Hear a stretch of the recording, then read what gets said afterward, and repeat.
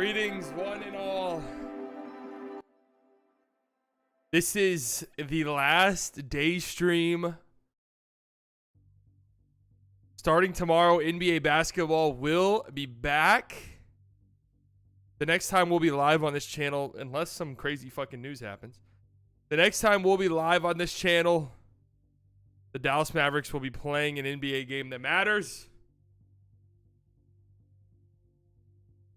So today we're just getting into it. We got some news to go over. Are you doing opening night? Oh, tomorrow night? No, I'm not. I would have done it on playback, but unfortunately right now you can't do ESPN games on playback. But that will change soon. Or TNT games, I guess. Gonna miss these day streams, but excited the season will start and the new playback stuff. Yeah, day streams will more than likely come back in some form at some point. Sort of like last year. But, yeah. Playback.tv/slightlybiased. That's where we're doing post-game shows. We did one for the preseason game on Friday. It was a lot of fun. And we plan on doing that over the course of the season. So today, we got some news to talk about. This is contract extension deadline day for a lot of these third-year, fourth-year guys. Josh Green being one of them. We've seen some deals already. Zach Collins just got an extension. Aaron Nesmith just signed an extension. There's about 5 or so hours left. I think it's 6 p.m. is the deadline for Josh Green. Or it might be 4 p.m. So we shall see. If they don't extend him, it will go to the summer, but he is a restricted free agent. So this isn't a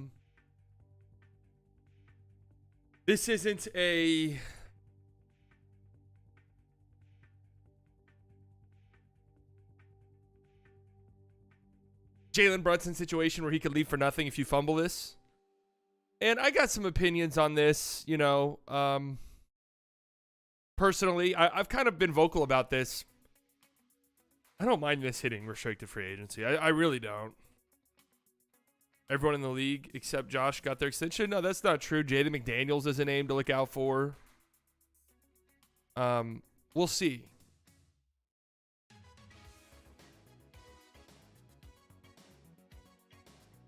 There's still a handful of guys who are awaiting their extensions. So it's not like it's just the Mavericks. Why we can just match it? I mean, yeah, that's kind of where I'm at, to be 100% honest with you. Is it's like you can't find, if you don't find a deal that really suits you as the Mavericks. We've seen it this past summer with new rules regarding restricted free agency. It's not a great place for a player to hit, Austin Reeves, we all kind of thought Austin Reeves, someone's going to pay him. Even though the Lakers are going to match, someone's going to give him $100 million, right? Someone's going to do it. No one did it. PJ Washington, some desperate team's going to give him $20+ million. No one did it.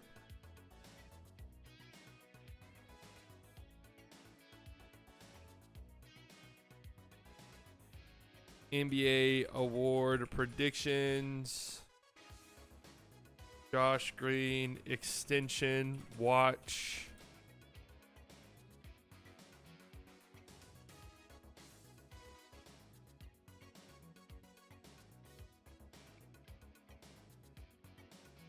Seems very unlikely to happen at this point. Kid doesn't even name as part of as a locked-in starters. It's probably not likely to happen, so they can keep their trade options open. And again, they're going to test this thing out in restricted free agency, which I really don't think is a terrible idea. I get, like, you want to sign him, you want to get him, you want to make sure that you do right by him and this isn't hanging over your head all season. But, at the end of the day, man, it is what it is. 2024, dude, these are so bad that I actually think there's something going on behind the scenes. I think there's like a reason these are terrible. Why wouldn't they extend them? I mean, if you can't agree on a number, you let it play out in restricted free agency. That's why restricted free agency exists. If it affects his game, then he's not getting paid. Like, that's just no two ways around it. Like, these are so bad. I honestly think that there's some type of conspiracy going on behind the scenes to purposefully make these jerseys terrible.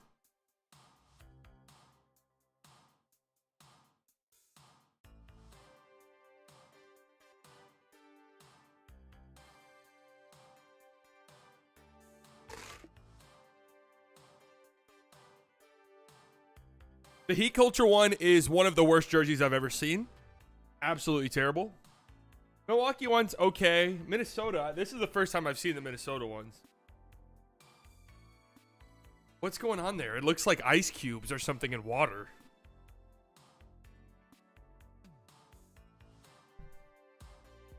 Can't quite say I like those.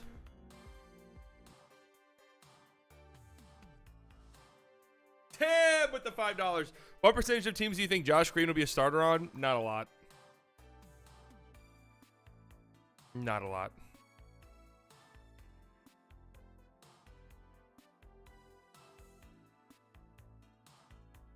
Pelicans jersey is horrendous. What is it? Like, what?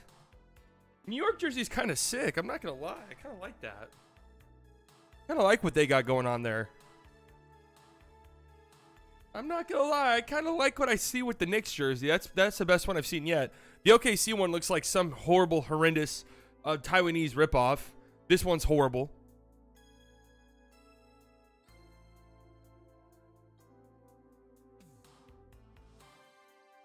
Orlando, boring, but not bad. Okay, listen, I guess unpopular opinion. I love these. Everyone I saw on Twitter was shitting on this. I kind of love it. I don't know. It kind of like gets the job done for me.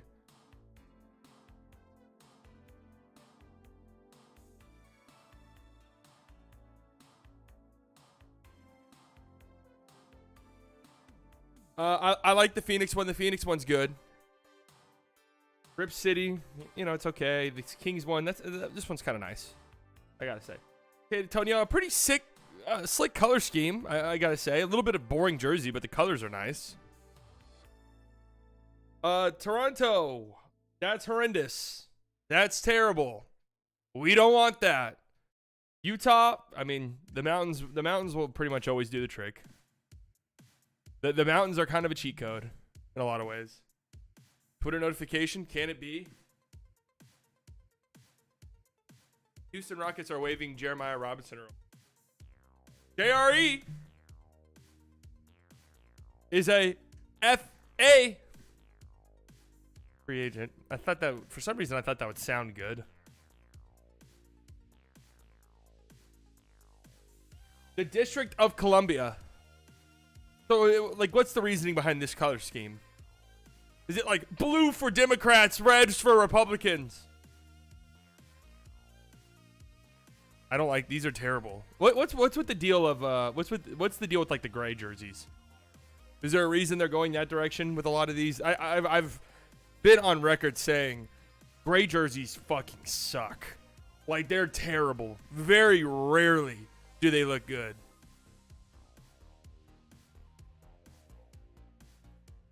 Very rarely are these good looking jerseys.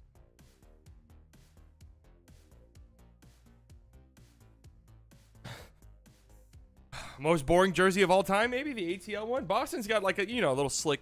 I think it's a little slick. Kind of boring. Nets jersey's just awful. This looks like I'm going to a trampoline park. A trampoline center, whatever they call those places. And I'm buying merch from the store, from the trampoline park. That's what it looks like to me.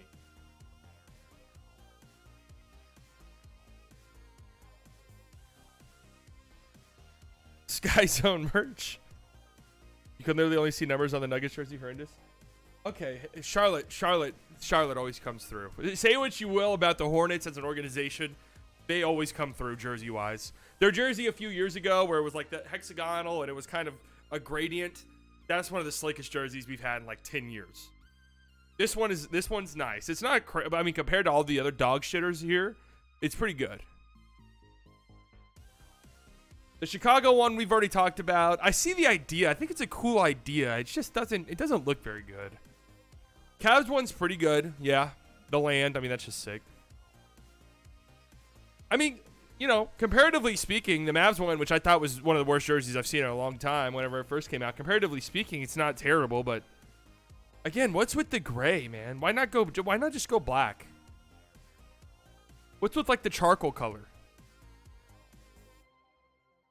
The Denver jersey is just the worst you'll ever fucking see.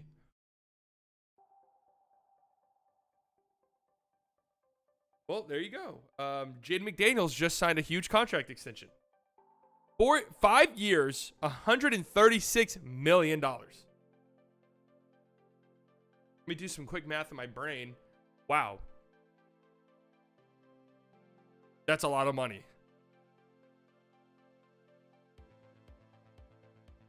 $27 million a year for Jaden McDaniels. Whoa. Whoa. He was going to get that. He was going to get that for someone, for sure. Just seeing that play out, though, that's a lot of money. You need him to take that next step, for sure. But if he does take that next step, $27 million, definitely worth it, I would say, for one of the best...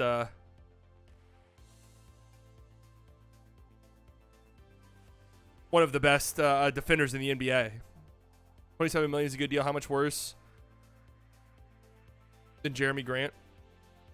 I mean, offensively, it's pretty significant.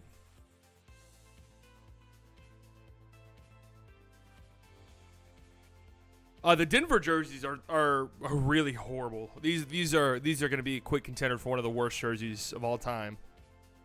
Detroit's just not very good. Okay. Warriors one's not bad. I hate the gray. It just looks terrible. Houston one's pretty clean. Indy one's atrocious. I mean, what the fuck am I looking at here? Very reminiscent of the infamous Mavericks graffiti jerseys. You know what I'm actually hoping? Maybe, and this isn't true, but my hopes and dreams are that the charcoal color is just a placeholder color. And they're not revealing the real colors until they wear them on the floor, even though I know that's not true. These are the real jerseys, and they're terrible. See, like, okay, the Clippers jersey.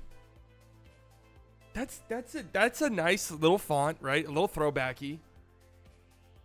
It looks good. A different color? A different color. And we're in business. This just is not cutting it. The fucking gray. Same with this Lakers jersey. You know, I like whenever they do this little font here. I like when they have it. But the gray thing is just terrible. Same with Memphis. Looks cool. I like that. It looks good. Why are the jerseys gray? Just terrible. All in all, there's like two good jerseys in this bunch. And the only other ones, like, I think the Knicks jersey's good. I like it. I think it's sick. I think it's cool.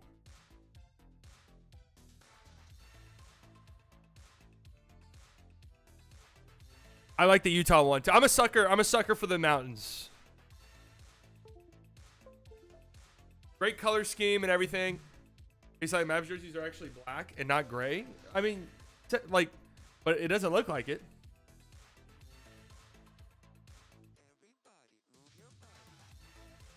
I mean, are these all black? That's what we don't really know. Are these all black? And it's just like bad color? It's just like a bad like picture? They're not. They're all gray. These are all... Well, actually, I don't know. The Lakers one, now that I really look at it, looks black.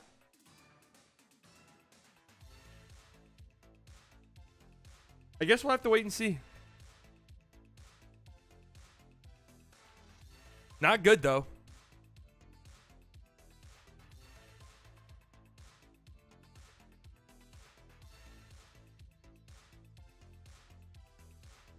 Memphis looks like a PB&J with the crust off. An uncrusty?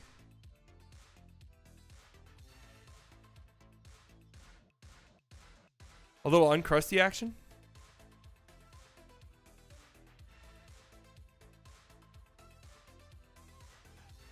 $5 years, $136 million for Jaden McDaniels. In agreeing to this significant rookie extension, Minnesota is committing to being a luxury tax team along with Anthony Edwards, Rudy Gobert, and Karl Anthony Towns. You know what this tells me? Karl Anthony Towns, your days are numbered, buddy.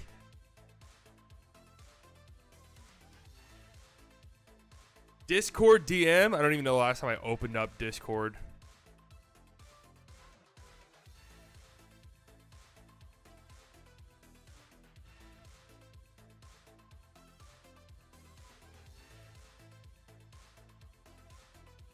Where are you trying, bro? Where are you sending me to?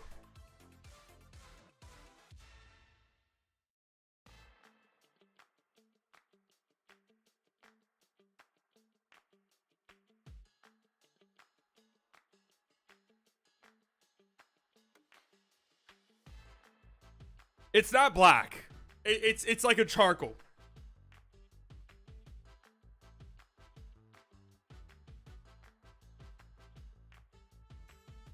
For all of Dallas Fort Worth.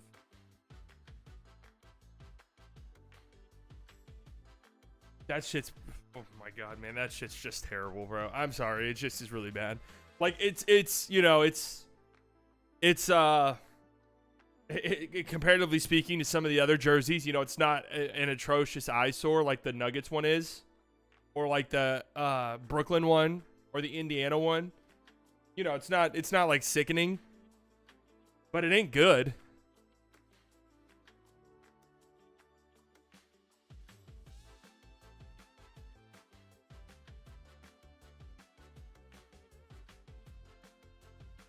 Why is it impossible to make good Mavs jerseys? I mean, look, why is it so hard for the NBA to make good jerseys in general? Like, really, it's this difficult for you guys? Like, some of these are just horrible. Like, what's going on with the Atlanta one? Really, we couldn't like. Usually Atlanta's pretty on top of things with their jerseys. We couldn't get something better than this. You know, we couldn't incorporate like, you know, a peach color scheme for like the whole jersey or something like that. Nets, like, what do we do? Like, what is this? What are we doing? Are we going, you know, trampoline park? Was that the vibe? Maybe maybe it was. I don't know. Because if that's what it was, then they succeeded. Denver, what was it? Was it 30 minutes before you needed to ship in your jerseys and you just forgot about it because you were partying all off season? That's understandable. You were too busy celebrating. What's with the Indy one? Did you outsource this to a third grade class? Have we not learned the little spray paint graffiti thing is fucking horrible on jerseys? Did they not take any notes?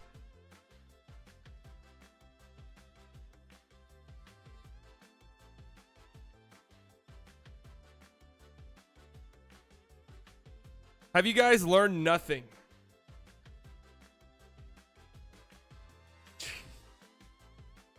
God, man.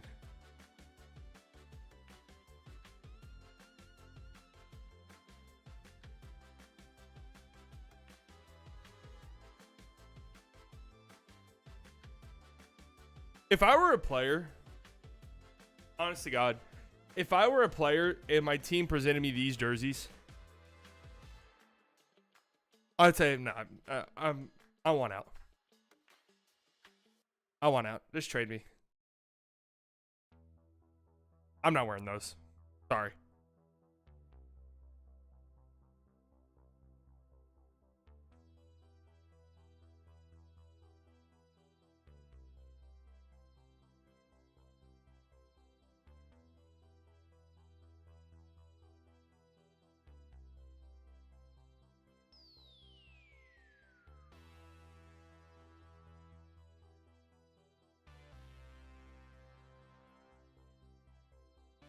Shows what you would want in a Mavs jersey. I'm not a designer, man. I didn't go to design school. Okay. Just absolutely terrible. Mavs play in 2 days. Starting to get a little bit concerned that Luka might not be playing in the game. We'll see. They practice today. We'll see if Luka practices.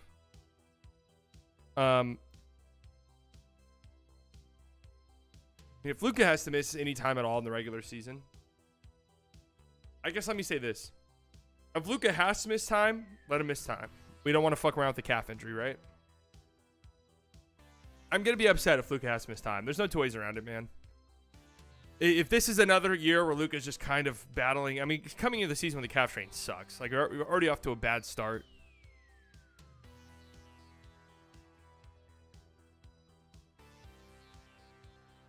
If Luka has to miss extended period of time, I'm going to be pissed. And people aren't going to like what I have to say. And I'm not going to say it because I think he'll be ready to play. I'm not going to say it out loud, but you guys know where I'm getting at. I'm going to get yelled at on Twitter again. And I don't care.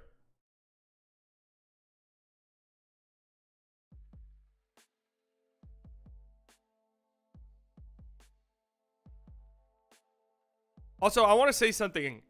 You guys know, you're referring to FIBA. I'm not going to say what I'm referring to. Just know if Luka has to miss an extended period of time, I'm going to get screamed at on Twitter again. Okay?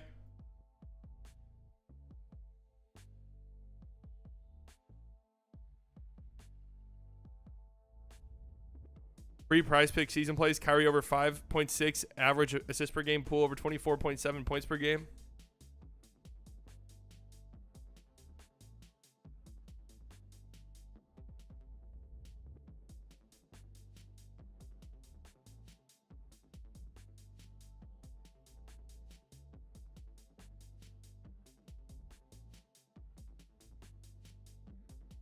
He had a strain at the start of the playoffs in 22 and still cooked in the playoffs. That's true. It took him a little bit, actually. Listen, here's I got to say something real quick here.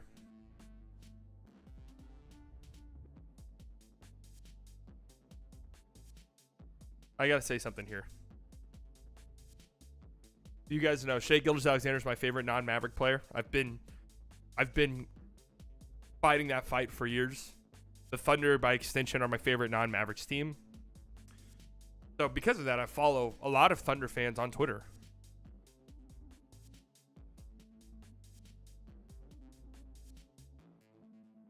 How do I say this? How do I word this? I'm trying to be careful here. It might be the gayest fan base in anything. Not saying that's wrong.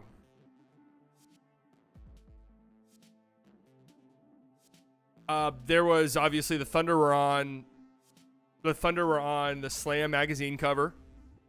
Shai Gilgeous-Alexander, I guess, is a new model, I guess, for the Kim Kardashian underwear line. Guys, the amount of stuff I'm seeing on Twitter today. And listen, man, Shai Gilgeous-Alexander is a great-looking guy. He's stylish. He's an athlete, so he's in good shape, right? He's a multi-millionaire. Josh Giddey, good-looking guy. Jalen Williams, good-looking guy. Look, I get it. Not saying there's anything wrong with it at all.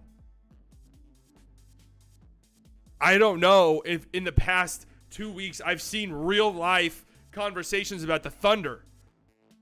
I've just seen people on Twitter saying, I want to fuck and suck every player on this team. And look, that's it. That's cool.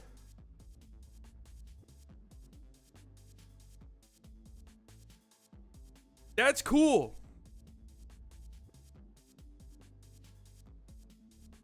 But it's starting to throw me off a little bit. It's starting to throw me off where I'm like, okay, are the vibes actually that good around this team? Is there just too much going on? Like, it seems like the vibes might be disproportionately tipping. We're not even talking about basketball anymore. We're talking about fucking and sucking. It's knocking the Thunder down a few spots in my standing predictions.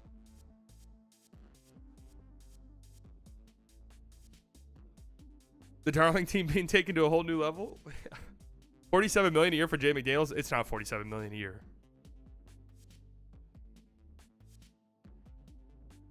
SGA is a mid-looking guy, not gonna lie. No, he's pretty good looking.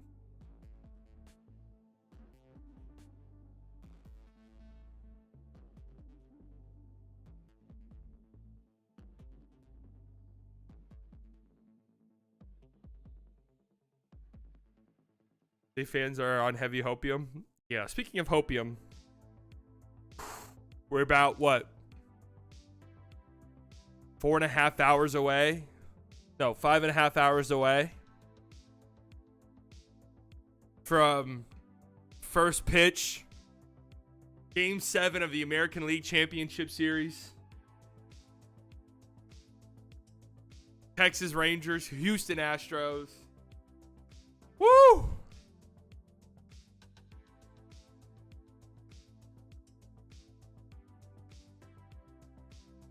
What more could you possibly want? Seriously. Incredible game last night.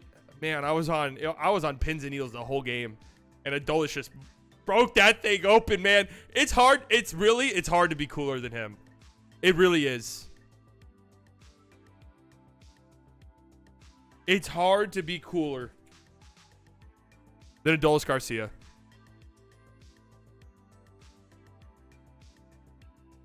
See, and I like the subtle shade. The slam heard all around Texas.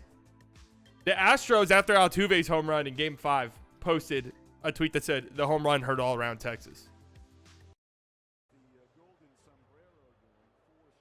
4 strikeouts. And getting booed all game. For what? He got booed for hitting a home run and then getting hit with the pitch intentionally.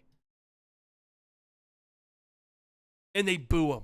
This is the same fan base that gave Yuli Gurriel a standing ovation one day after being an open racist in the dugout. One day. It wasn't even like, it was 10 years ago, guys. I've made a lot of efforts. I've really improved. I'm not the person I was saying. It was a day ago. Adolis striking out 4 times and then coming up big in his 5th at bat. Bases loaded. Top of the 9th. 3-run game. Ah!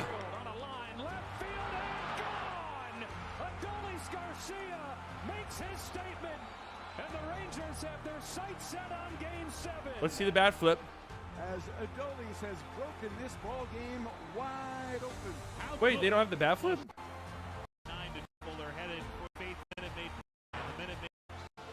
Wait, Rangers media team, you guys have done a great job. How do you not have the bat flip?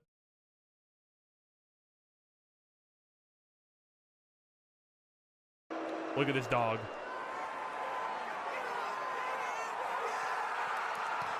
Disgusted. Oh! And I love it. Look, just in the background, look at all the fans just leaving. Look at them. Look at them all walking towards the exits. There they go.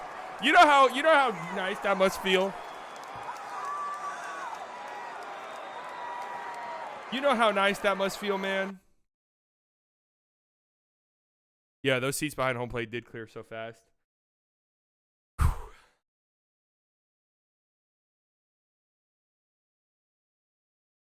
It's gonna be a great night, man. It's gonna be a great, nerve-wracking night. Anything can happen in a Game 7. Anything can happen, right? I don't really believe in home field advantage in baseball, but I've mentioned this, like, when I talk about the Sixers, when I talk about the Sixers in the playoffs, when I was predicting series for the Sixers, and the thing I kept going back to was there's so much like choking history in that franchise that the moment something goes bad at home, it can almost turn into a disadvantage. Because the moment things start going bad, everyone's just like, oh shit. Like, here we go. You can feel the tension in the crowd. That's what we need tonight, Rangers. Right? Seager, Simeon, leadoff single. Seager, 2-run home run. Everyone in the crowd just like, fuck. Oh my God, here we go. Right? You suck the life out of them early. Just suck that life right out of them. Okay? Biggest game in Dallas sports history in the past 5 years. I mean, the Stars did go to a Stanley Cup final. I'll say that. I'm not a hockey guy, though, so I can't speak. I don't know how big those games were. From what I remember, they were not expected to win it all. And they got waxed. Bubbles final, true.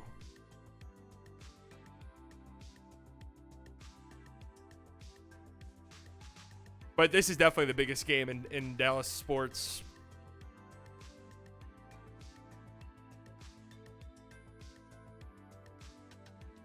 I want to say since probably the Packers-Cowboys playoff game in 2017. And actually probably even before that. Probably since 2011, if I'm just being honest.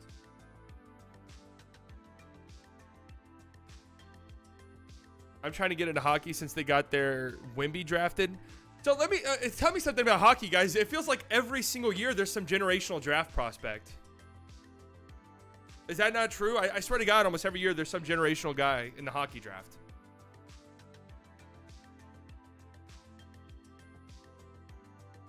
Mavs Suns exist. This is to get to the World Series, though, so it's a little bit different.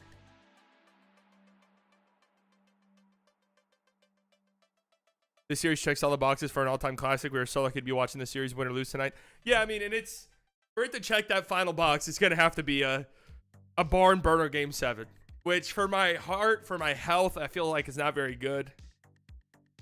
And I mean, in reality, I would just love for the Rangers to go put up like 5 in the first inning or something, and let's kind of cruise to a victory. But shit's not happening. It's gonna be tough to watch.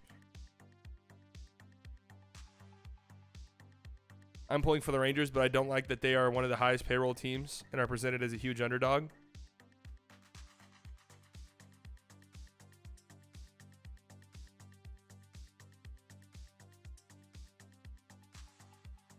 Why not? Who gives a shit? Are the Stars bigger than the Rangers in Dallas? What was the city more buzzed about? The Stars Stanley Cup run and the Rangers run? I feel like I can't really speak on that because I don't have too many friends who like watch hockey. But I can just say from my general feel, Rangers definitely bigger, like way bigger. Just general feel. I didn't hear much to do at all about the Stars. It could have been because it was COVID and it was the bubble.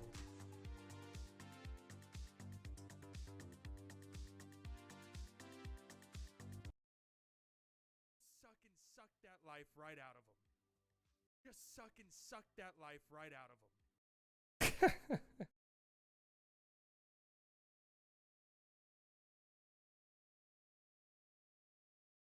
Javier is tough for sure.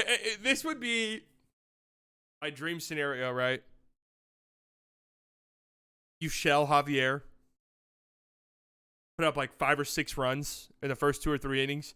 And Scherzer goes like 6 innings of dominant, no runs given up, 9 strikeouts, 3 hits, a walk.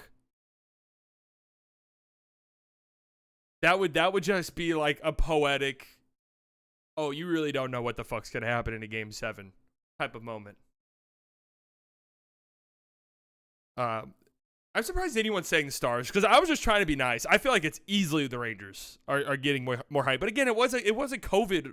The Stars Stanley Cup run was a COVID run. It was in a bubble. So it was probably a little bit tougher to get super amped about that.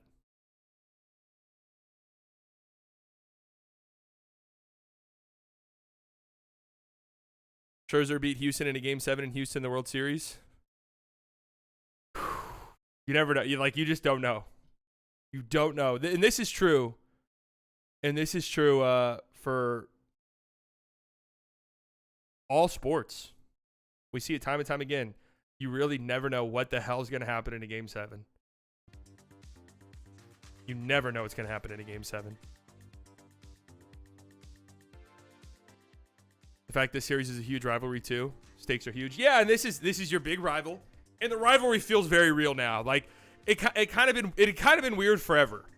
Cuz for the longest time the Rangers were good. Late 2000s, early 2010s, Rangers were good, Astros were dog shit.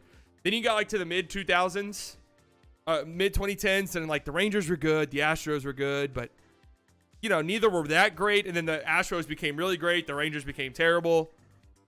It's now that like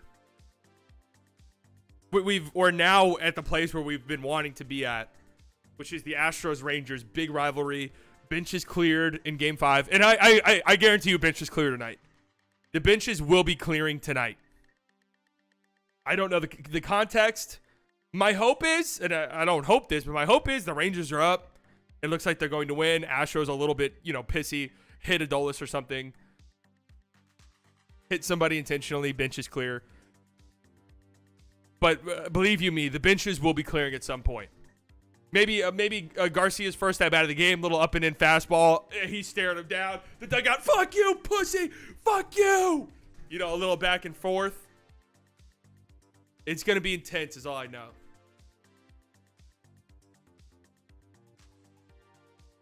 If the Mavs was in the finals during COVID year, I guarantee you it still would have been a big thing, though. I feel like Texas just doesn't care about hockey much.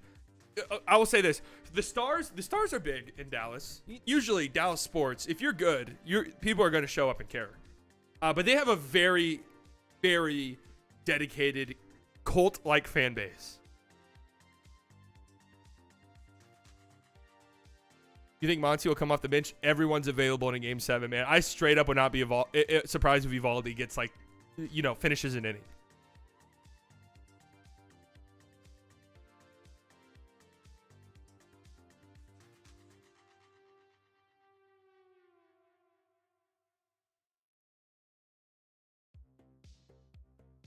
It would not surprise me.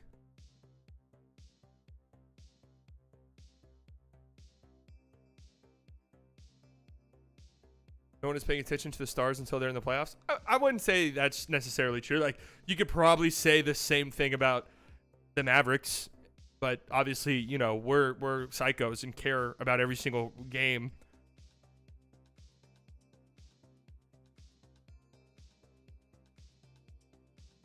You always get me to slightly care about baseball. Baseball creators 9 times out of 10 have no personality or humor. Part of the whole problem with baseball. Baseball does have a problem in how it wants to market itself, because it's like, okay, do you want it to be bat flips and screaming and let's fucking go? Because you can't have it both ways. It's cool when batters do it. It's cool when pitchers do it. That's how I've always felt. You know, you get a big home run, pimp that shit. I felt that way about Jose Bautista too, by the way, in all fairness. You get a big strikeout, go crazy.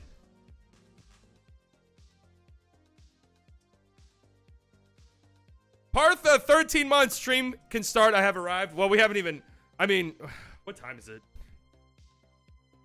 Oh, nice. We've been going for 40 minutes. I got a whole PowerPoint stream.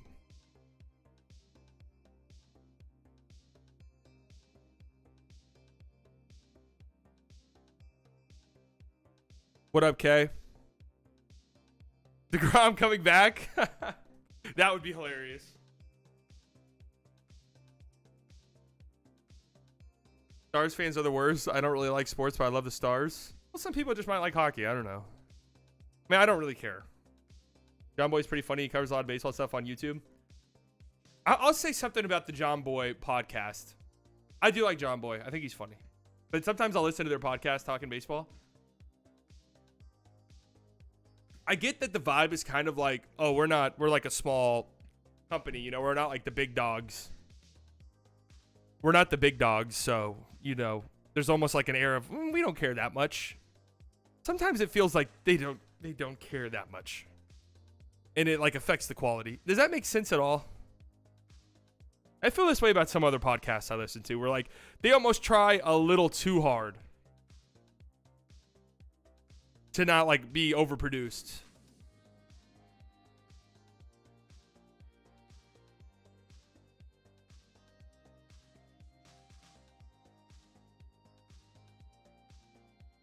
Baseball is very, very old, and there still are a lot of old dudes who learn from old dudes who learn from older dudes. The unwritten rules. Yeah, that's true too.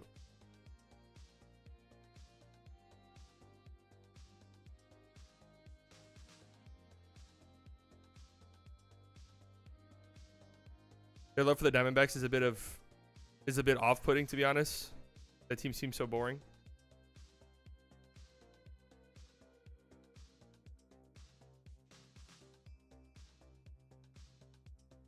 But that's the thing. That's why I tell you guys that I don't think I'd be a very good permanent podcast host, is because there's just a different vibe, podcasts and streaming and stuff. It's just a different vibe.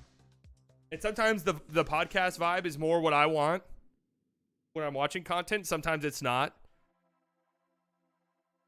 I'm like a little too antsy.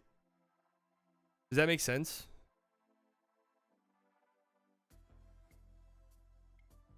I think the Diamondbacks' love is more of an anti-Philly sentiment. It's more so just like it's the Diamondbacks. It's the same way everyone loved the Kings last year. Like, this team's usually never good. Be prepared for a letdown tonight by the Rangers feels inevitable. I don't get that feeling. I'm telling you right now. I feel pretty good. I really do. But even if they do, you know what? I don't even want to fucking say it because it's not gonna matter. Good question about the Luka update. When is their practice?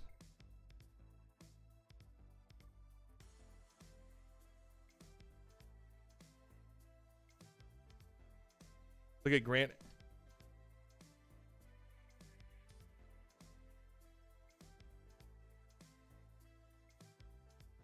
Luka Doncic participated in today's Mavericks practice. The plan is for him to practice to see how he feels. He went through almost everything today. All right, thank God. Woo!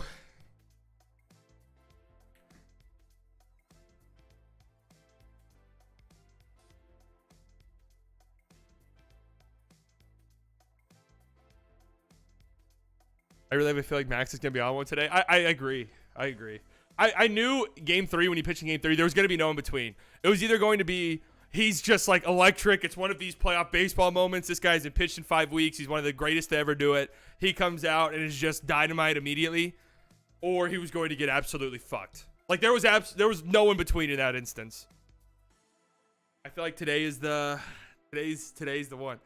You still pay attention to what the Cowboys do? I'll watch the games. That's where I'm at. Last year, I wouldn't even watch the games. This year, I'm watching the games. I'm not like keeping up with the day-to-day minutia of who's hurt, who's on the practice squad. I don't care. Luka over 31.2 points this season. Dude, that's so many points. I almost don't want him to hit that number. Like in an ideal world, he's not having to score that many points. That just feels a little bit too. That feels a little bit too high, in my opinion. And I'm not even saying that as a bad thing. I'm saying for the Mavericks and for Luka, it's better if he does not score that many points this year and is more assisting more and Kyrie scoring more.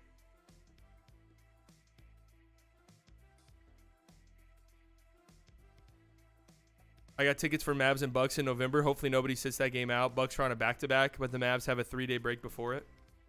That honestly kind of sucks that you even have to think about that. I mean, back-to-back, you never know.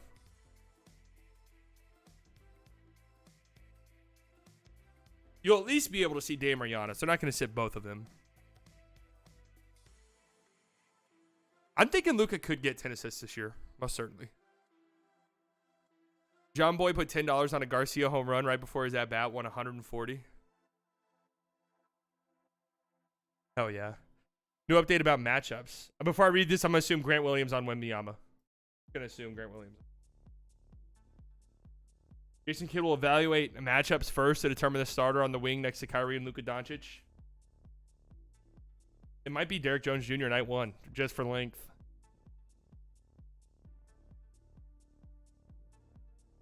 Astros are 2-3 all time for playoff game 7s. You know, game 7, you throw everything out the fucking window. Seriously. I was hearing stats today. Oh, Dusty Baker's never won. Bochy's never lost. Throw all of that shit out the window, man. It doesn't matter. The Astros are blah, blah, blah at home this season. Doesn't fucking matter. Throw it out. Oh, Christian Javier's ERA in the postseason. Throw it out. It doesn't matter, man. Game 7, do or die. Just go out and play. We don't care about the stats. Go out and win. Period.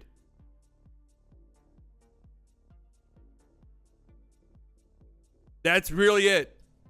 Who's got the most dog in them? Dog per 9 innings. Who's got the most in them?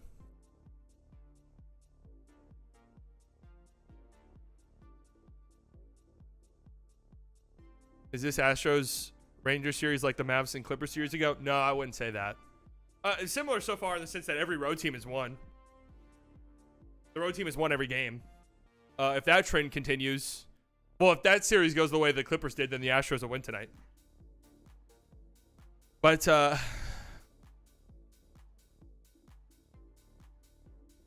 not really that similar. I wouldn't even say like Mavs like Suns. The Rangers and Astros were much more even on paper. Much more even. Like, this was always going to be a close series through and through. The Mavs were heavy underdogs to the Clippers and the Suns. Like, not a lot of people thought either series would be close. I'm telling you, it's going to be a I had chills moment.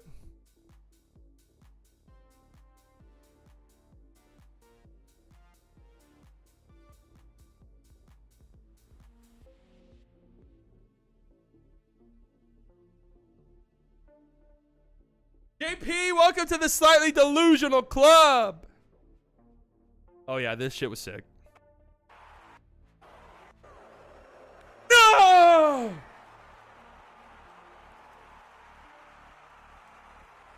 Just disgusted with himself.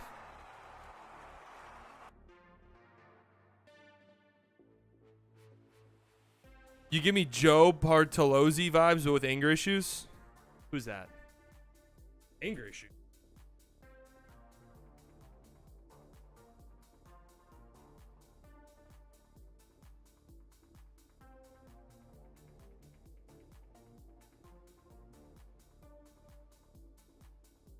Pretty similar muscles. Pretty similar in the body department.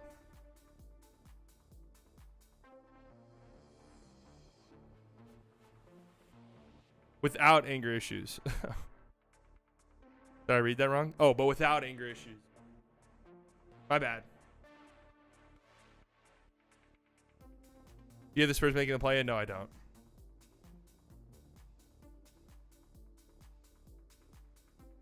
What do you think's guarding Wemby? I'm going to assume Grant, just from what I've seen in the preseason so far. Teams are like throwing forwards at him. Wiggins, J-Dub. I'm really interested to see what the fuck happens. Really, I am. All right. Let's get into it. Okay. I have a grocery pickup in an hour. So let's get into it.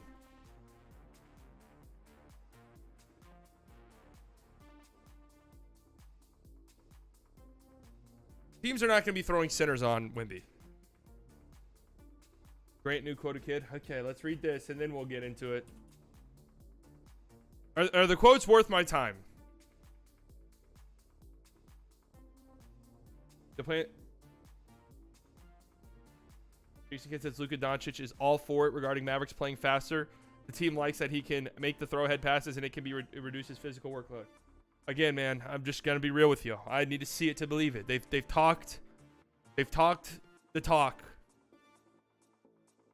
They've talked the talk for like years. I mean, they say this almost every single season. I would love for it to be true. Really, I would.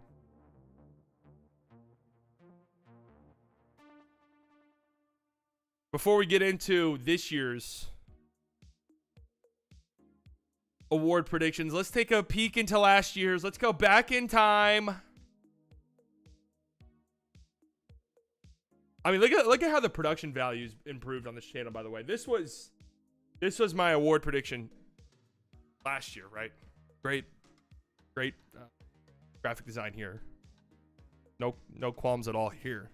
Great graphic design. But I mean, this was would you be interested in seeing my fantasy team? No, not really. And listen, here's just the brutal, honest to God, hard facts, right? I feel this way when I'm listening to podcasts, and podcasters start talking about, oh, my fantasy team I have. Listen, here's the hard truth. Here's the hard truth. No one cares. Okay. And I say this too about myself. There's a reason why I don't talk about fantasy. Reason why I stopped talking about fantasy football and stuff like that. Nobody really cares.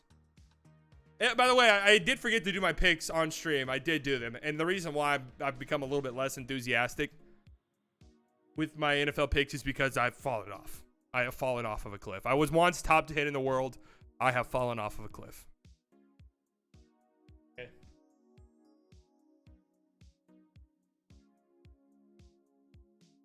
So here's my award predictions from last year. In my defense, I did say the safe pick was Joel Embiid. So, yay. I did end up picking Luka, who had the #1 best odds. Rookie of the year, a slightly safe pick was Paolo. I went with Keegan Murray for some reason. My slightly insane pick was Ousmane Dieng. Yeah, that one was insane. The slightly insane picks somebody outside of the top 10 in betting odds. And for rookie of the year, you're usually getting into some dog shitters. But wait, I thought you hated Luka? Yeah, you know me, man.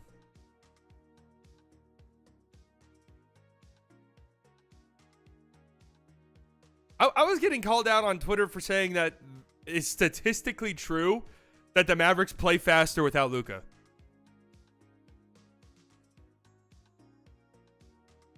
But in the same exact tweet, I said it's statistically true that their offense is much worse without Luka. Can't win. Most improved, impossible award to predict. I predicted Josh Giddey. Who could have guessed it would be marketed? Who could have guessed he was going to do what he did, honestly?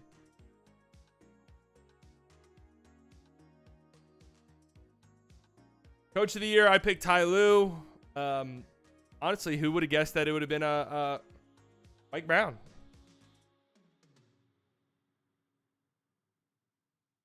That was insane. You literally pointed out that it's not better. It's just different, which is not even questionable. It wasn't just Slovenian Hoops fan, by the way. Listen, me and him have we've put down the guns. We're allies going into the season, okay? It was just several people were mad about that, and I'm just like, okay, it's true though. They do get out and run in transition more. And if you're watching teams that get out and run and pass the ball, teams that get out and run and pass the ball, it looks better. It just looks cleaner to the naked eye.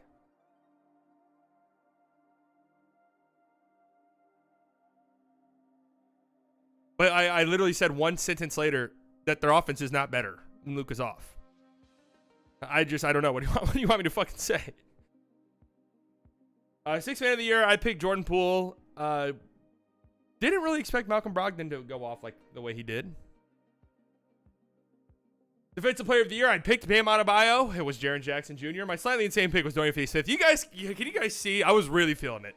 Like really, I was. I was all in on last year's Mavericks team. So I didn't get any slightly biased picks right. I got some slightly safe picks right. All NBA teams.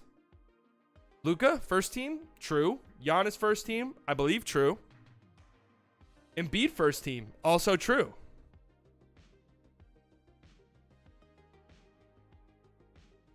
Tatum made first team. Zion, not making that mistake again, let me tell you. Zach LaVine, I went out on a limb. What can I say?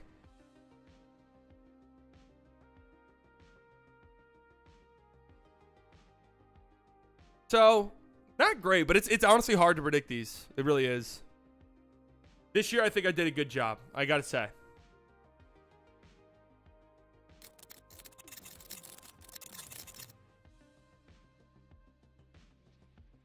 This year, I think I did pretty damn good.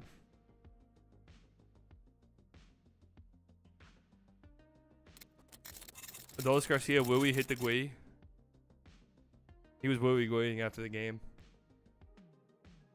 NBA award predictions, ladies and gentlemen. This is it. What a long offseason it's been. It really has felt so long, but we are in the end game now. Award predictions time. The last day stream for a bit. And I don't know what we're going to do. There might be some different things for day streams. Like maybe we go on playback.tv. What does that allow? That allows for guests. That allows for us to do other things. It allows for us to not completely and totally clutter up the YouTube. So you can do better with the graphics. Yeah, you know, I'm stretched a little bit thin. I'm working on several different projects. You know, I only had 16 hours to work on this font right here. This is about 16 hours of work. Usually I try to get to 30 to 40, but I'm just stretched so thin that this was just. Please don't stop day streams. In my opinion, your best content. I mean, I'm just gonna have to. I'm gonna be streaming too much.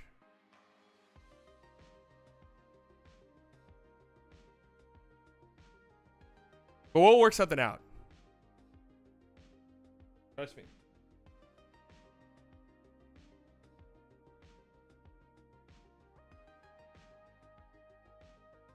This is basically what the designers for the jerseys did. Yeah, that's true.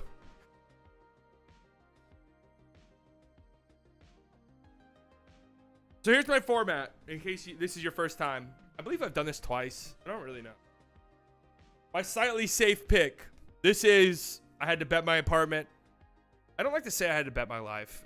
Something about it, just a little, putting a little too much weird stuff into the universe when you say stuff like that. If I had to bet my apartment, it's who I would bet, right? If I just, just want to be as safe as possible. Slightly insane. Somebody outside of the top 10 in betting odds. Who do I think has the best chance? Some awards it's easier than others. Like most improved player, it'll probably be somebody outside of the top 10. Defensive player of the year, solid chance. Clutch player of the year, decent chance. But then it's like rookie of the year, very little chance. MVP, even pretty small chance. Sixth man of the year, decent chance, actually, as I was looking at it. And then the slightly biased pick, my actual pick. Some instances, my slightly biased pick might be the same as my slightly insane pick. Some cases, my slightly biased pick will be the same as the slightly safe pick. There are several instances like that. As we go through this, I want you guys to participate. I want you guys to give me your predictions as well.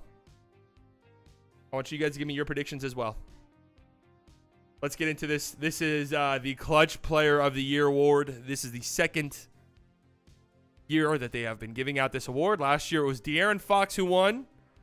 Obviously, this is a hard award to predict, but they do have odds for this up. Let me actually pull up the odds. They do have odds for this pull on like DraftKings and FanDuel.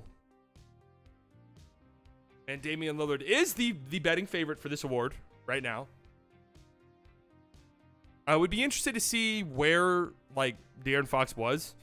But why this award is weird and hard to predict is you're basically looking for a team that's going to be in a lot of close games. You're looking for a team that's going to be good, but also in a lot of close games. Like not good enough to where they're blowing out teams, which is why the Kings were a good team last year. And it's also why I don't think Damian Lillard's a great choice for this, because I just think this Bucks team is probably going to be beating up on a lot of teams. To be honest with you, my safe pick is Anthony Edwards, fifth in odds right now, plus 1,500 to win this award. I feel like the Timberwolves are going to be in close games. He's going to have the ball in his hands, and you got to really look at this. You got to look at these awards from the perspective of who are the voters going to gravitate towards. Last year was De'Aaron Fox because the Kings were a really cool story and everyone loved them and everyone loves De'Aaron Fox. The same will probably be said for the Timberwolves this year. Anthony Edwards is already the media darling. If they could figure out a way to give him the award, give him an award, this could be the one. My slightly insane pick is DeMar DeRozan, plus 3,500. He's 19th. I feel like that's actually pretty decent odds. I mean, the Bulls will probably be in a lot of close games. Their defense is really good, so they'll be in a lot of close games. He's going to have the ball in his hands quite a bit, and he's always kind of had a reputation for being a clutch guy. So, if the Bulls are a little bit better than expected, I could definitely see DeMar taking home this trophy. My pick, though. So who do y'all have? I want to see. Shea, Dame, Butler, Steph, Luka Kai, Dinwiddie, Brunson. I thought about Brunson. I did think about Jalen. Luka. Dwight Powell. I thought about him. He was plus 1 million.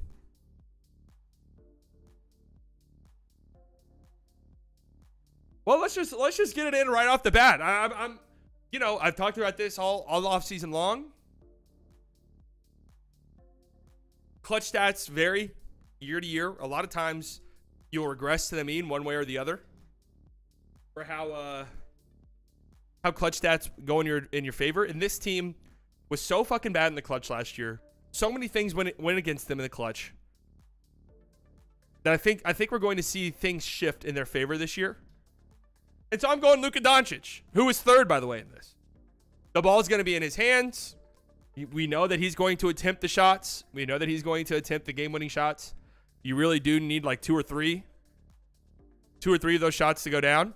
And hey, the Mavs should be in a lot of close competitive games again. They played more clutch games than anyone last year. And if they win a lot of those games, Luka has 2, 3, maybe even 4, clutch game-tying shots or game-winning shots.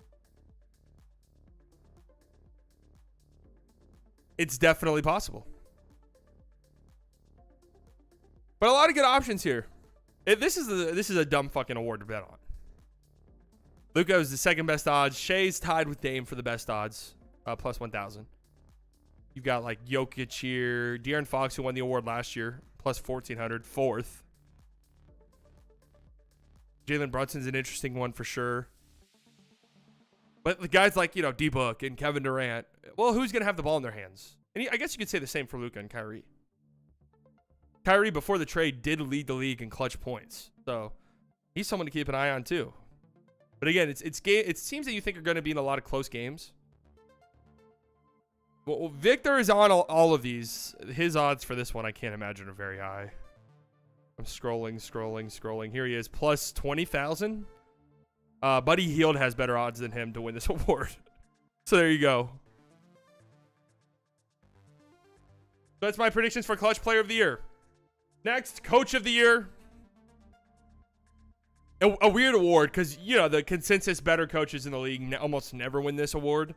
It does feel like once you win the award once, you're not getting that shit again for a while. And this is where the darling teams always get picked. Think about the recent winners. Mike Brown last year, obviously, with the Kings. The year before that was Monty Williams. That Suns team was really good, but year before that, Tom Thibodeau with the Knicks. Like, it's always a surprising team. Always a surprising team. Rarely ever is it like a wire-to-wire dominant team that everyone expected to be dominant. So Mike Daigneault is the favorite here. Plus 750. He's kind of comfortably in first. Adrian Griffin, surprisingly, is second at plus 900. I guess the logic is if the Bucks are good, you got a rookie head coach.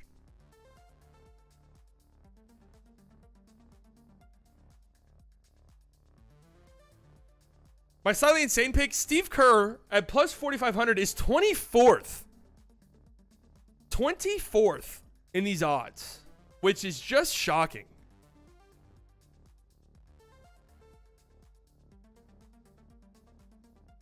Like, he's a little bit too good of a coach, in my opinion, to be that low in the odds. Just in case you guys are curious, Darvin Ham, Jason Kidd, Quinn Snyder, all plus 2,000, all tied for like the 10th best odds. So none of those guys were eligible for this category. Otherwise, I probably would have gotten Quinn Snyder. But alas, he's not eligible for the slightly insane category. But still, Steve Kerr being that low was just a little bit shocking to me. And it just... The only coach who has worse odds than Steve Kerr. The only coaches who have worse odds than Steve Kerr. Chauncey Billups. Tom Thibodeau, surprisingly. Mike Brown, who won the award last year. Steve Clifford, Billy Donovan, Wes Unseld Jr. You got like Will Hardy's plus 3,500. Like, there's some decent value. Because again, they're going to give it to teams that usually outperform expectations. They usually rarely ever give it to the stacked teams. So that being said, wait, who do you guys have before? Who do you guys go? Do you guys even care about this award at all? I feel like this is just usually a boring award. Chris Finch. Not great odds, actually, surprisingly. Plus 2,000. Oh, he's in the cluster with Kidd and Darvin Ham. Udoka, he's in that cluster as well. Darko Racovic. Rick Carlisle. Rick Carlisle is a pretty good bet. He's fourth. Spoelstra. He's tied with Nick Nurse, Frank Vogel, Taylor Jenkins. All those guys have the same odds. My pick is Mark Daigneault. This is what I was going back to with the Anthony Edwards the thought process for him maybe winning Clutch Player of the Year. They're going to give, if the Thunder are good, they're going to give somebody on the team an award. They're the darling team. Everyone loves them. The Riders absolutely love this team. The Riders already absolutely love Daigneault. If they're good and they're a playoff team, he's getting the fucking vote. Like, I just think that's a guarantee. Spoelstra should win every year. And who knows? Maybe there's like a course correction almost. In Spoelstra, the Heat are like a top 5 seed, and everyone's like, all right, let's give Spoelstra the coach of the year. Like, he's the best coach in the league. Let's just give it to him now. The Mavs get home court, then Kid should get it. The kids aren't going to get it. The kid's not going to get this award. They would have to win like 63 games and be the 1 seed. I don't see a world in which Kid's getting this award.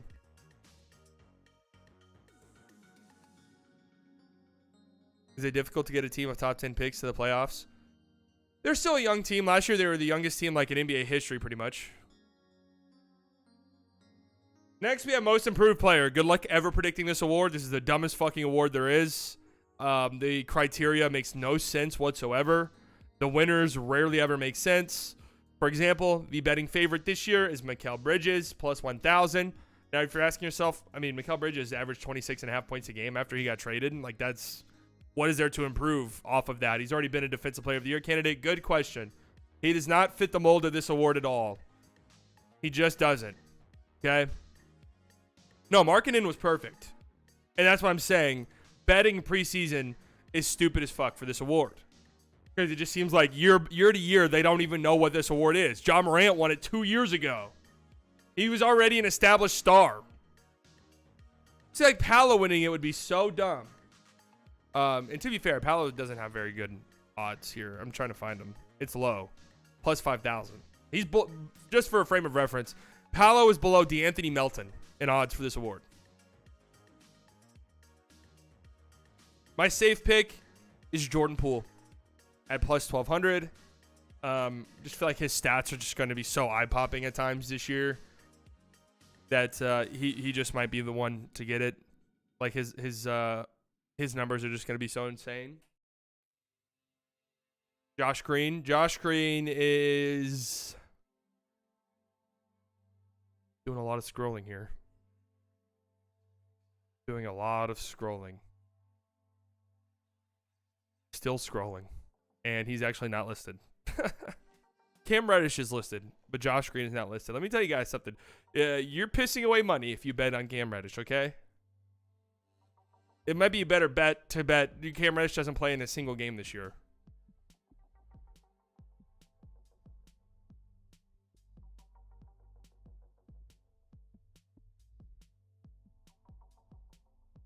My slightly insane pick is Jonathan Kuminga, plus 4,000, 18th. Kind of feels like in preseason, he's had a bigger role, and he's looked good. He's looked good. So, you know, Warriors tax, they're one of the biggest teams in the league. I feel like the media people already love Kuminga. You know, you got to factor that into the equation as well. And if he has a bigger role and is really good and the Warriors are good, I could for sure see him winning this award. And he fits the mold for this award too, to be fair. Kind of a young, talented player who's been in and out of the rotation, kind of a weird career so far. You know, he gets a bigger role and is really big. Really good. Possible. Mentally ill pick more like. I don't like any of the other odds, to be honest with you. My pick, though. What are you guys going? Scotty Barnes, Desmond Bane, Exum, Zion. See, Zion, to me, this is not the type of award for Zion. That's more of like a comeback player of the year award. Bane, Poole, Vassell. Devin Vassell was my sneaky pick last year.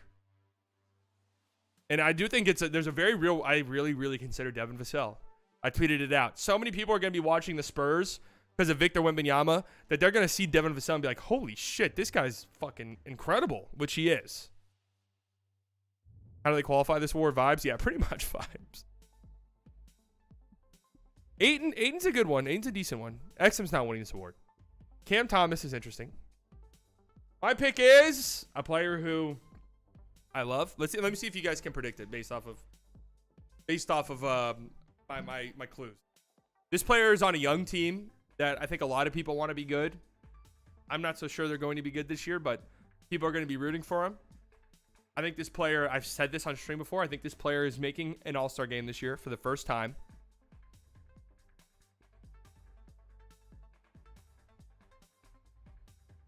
Yep. It's Franz Wagner. Franz Wagner is my selection. He is the 9th best odds, plus 3,100.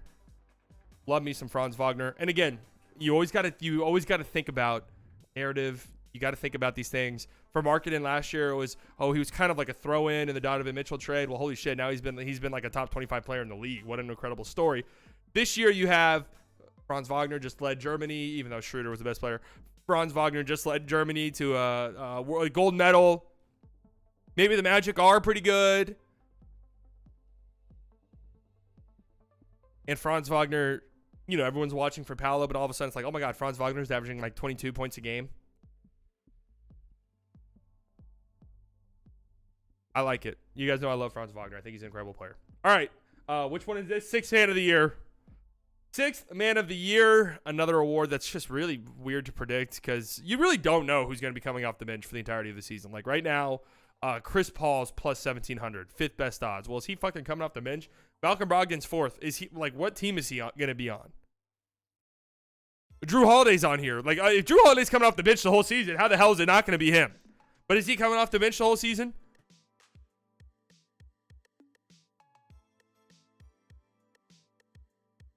Emmanuel Quickly is the betting favorite here, plus 900. He shares those odds with Norman Powell. Those two have the best odds. My safe pick is Malik Monk, who's third at plus 1,200. I think he has the solidified role coming off the bench. His role off the bench is just purely to score. He'll put up some nice numbers. And, you know, he's got the media darling tax from last year. Everyone loved that fucking team, and he was good in the playoffs and had some big moments against the Warriors.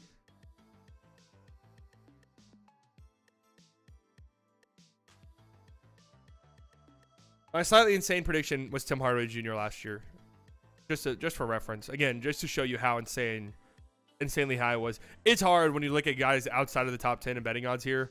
Like Christian Wood's plus 2,500. That's the same odds as Derek White. That's the same odds as Caleb Martin. Those are the same odds as Bogdan Bogdanovic, as Karis LeVert.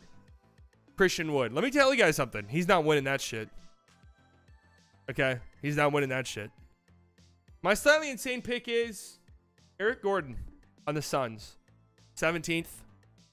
Plus 4,000. I mean, I don't know. He's going to come off the bench for them. His role's pretty solidified. I guess if Bradley Beal has to miss extended period of time or Book has to miss extended period of time, he's probably starting. But, you know, I know he doesn't. I know he's old. But, yeah, I don't know. They'll be a good team. This award usually does go to somebody on a good team too, by the way. So that's just my silently insane pick. I don't like any of them outside the top 10, to be honest with you. Because it's either guys who are for sure not winning this award or guys who are going to be starters or guys who just straight up are going to play. See, okay, like Peyton Pritchard's plus 5,000. That's the same odds as Kelly Oubre Jr. Pritchard's got a way bigger chance of winning this shit than Kelly Oubre Jr. Let me tell you that much. Oh, Josh Green, plus 5,500. There you go. LeVert's not bad. How many award predictions have I missed? You've missed just kind of the shit ones. Clutch Player of the Year, I picked Luka. Coach of the Year, I picked Dagnall. What was the one we just did? Most Improved, I picked Franz.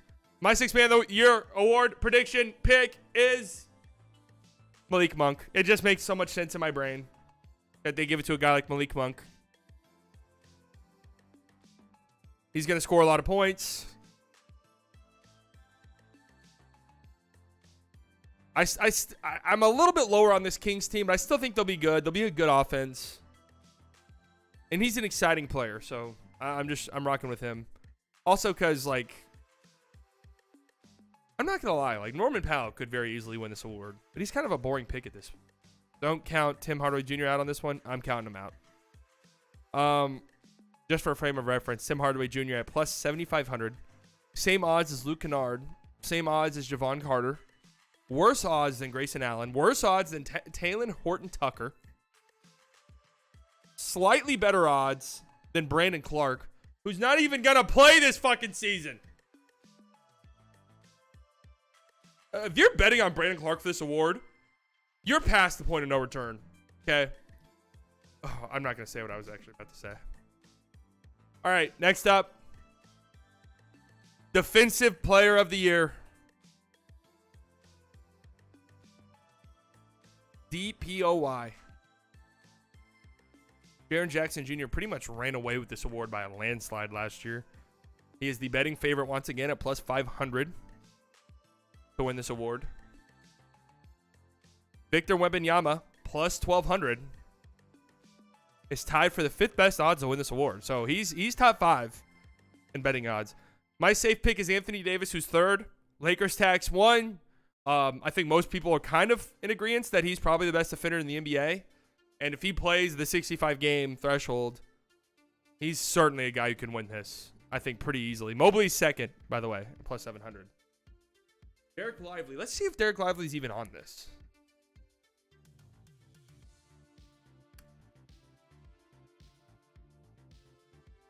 Derek Lively is not listed here.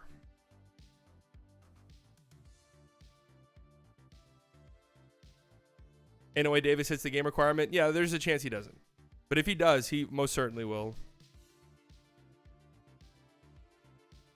He most certainly will have a very good chance of winning this award. My slightly insane pick is Onyeka Okongwu, who's tied for 30th at plus 10,000. Now, if you're wondering what the fuck, there was like 50 guys tied for 10 whenever I looked at this originally. And then the guys on the outside of that, OG, they're not going to give it to OG.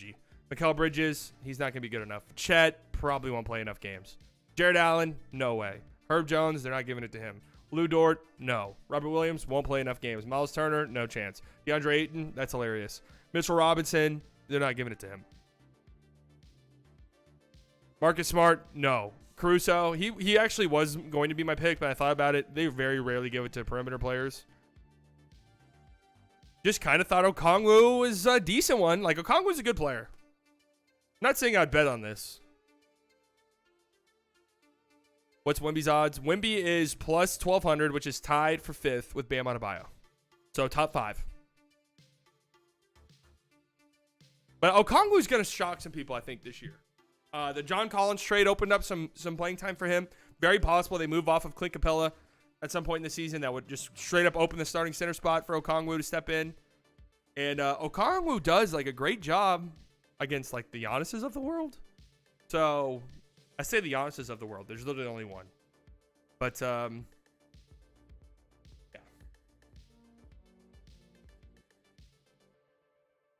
Edie with the 5. Thank you so much.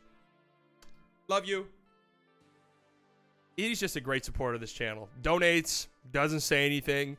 Donates, no messages. You know, just a supporter. Your team has to have a good overall defense to win the award, though. I think it's possible the Hawks are pretty decent on defense, honestly, God. Drew, I believe, was one of the million tied for 10th in this voting. He has the same odds as Draymond, same as Joel. Kessler's slightly higher. My pick, though, it's the pick I had last year.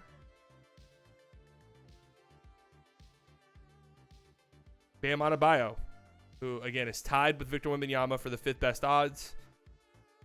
Here's the thing, right? Here's the thing. You have to campaign for this award. We've seen it. We don't know what it is. Like, it's hard to evaluate defense, and it feels like the voters are just like, all right, who the fuck am I supposed to be voting for? Marcus Smart? Okay, that's what everyone else is doing? Fine, I'll vote for Marcus. I don't give a shit.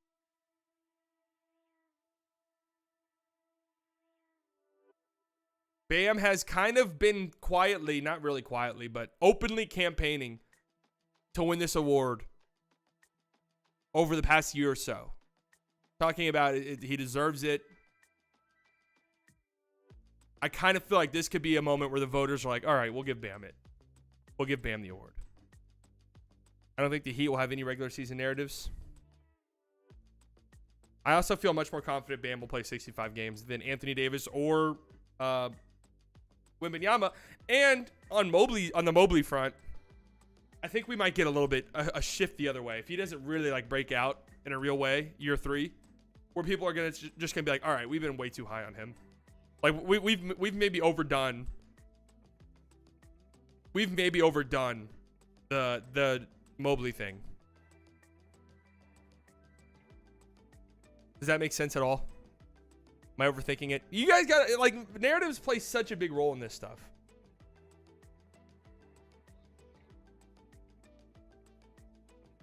So my pick is Bam Adebayo. Shout out to Walker Kessler, though. Top 10.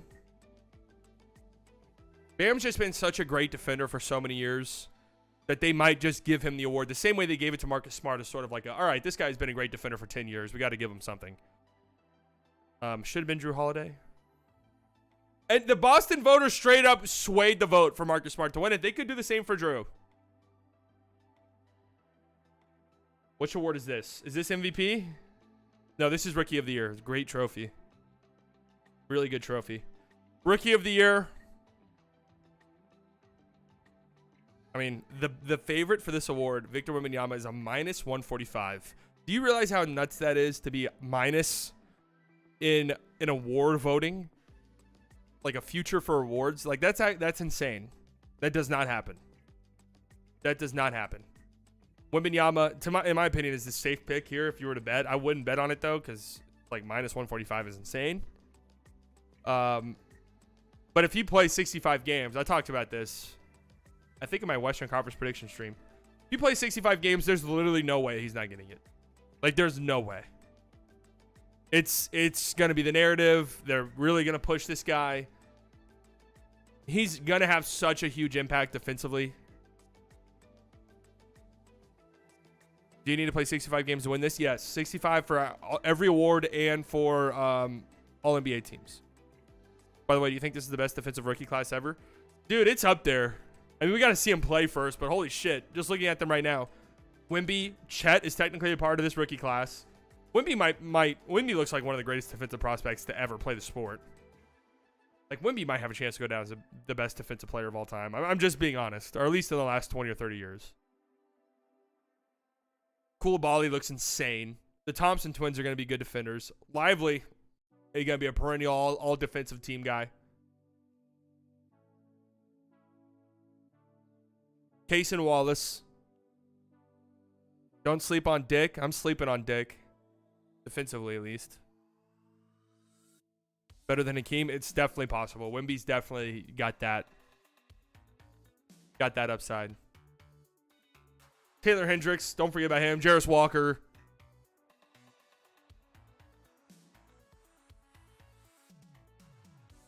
Oh, Max, that's right. So it's hard finding somebody outside of the top 10 for this. Anthony Black, also a tremendous defender. It's hard finding somebody outside of the top 10. You just look at him, and it's guys like Jaime Jaquez, who I think is going to be really good, but what are the odds has this statistic profile of a rookie of the year? Very slim. And then you have other guys like, Julian Strawther. Looks good, but how many minutes is he realistically going to play? Leonard Miller, how many minutes is he realistically going to play? Nick Smith Jr., we can't really expect that much out of these guys immediately. So, yeah, why not? Why not go Derek Lively? Listen, man, you look at some of these starters. You look at some of these guys. Almost none of them, and this just kind of speaks to the Mavs roster construction, but almost none of them are starters on their team. Almost none of them are players on what teams that are hoping to be good. Almost none of them are even probably going to get minutes, like real life minutes. Lively, on the other hand, starting center. And fuck, man, what if the Mavericks are a top 10 defense again? They weren't 2 years ago. I'm not expecting it at all. But what if they are? What if they're a top 10 defense again and Derek Lively's the reason why? And let's say Wemby doesn't play 65 games and Chet doesn't play 65 games and Scoot shoots like 38% from the field. The choices start to get a little bit more slim. It's like, well, Lively, Kessler finished what, second, third in Rookie of the Year voting last year? Not impossible, is what I'm saying. But it is slightly insane. These are the unhinged takes I come here for. I mean, the slightly insane picks are meant to be unhinged. That's the whole point of them. My pick, though, I mean, listen. It's just... The only way this doesn't happen is if he doesn't play 65 games, which is a very real possibility. I'm not even saying that it's a very real possibility he gets injured. I mean, it is, but more so that the Spurs are just very, very careful with him, and that leads to him not seeing the floor for 65 games. But I don't see a world in which he does not win it if he plays 65 games. I just don't.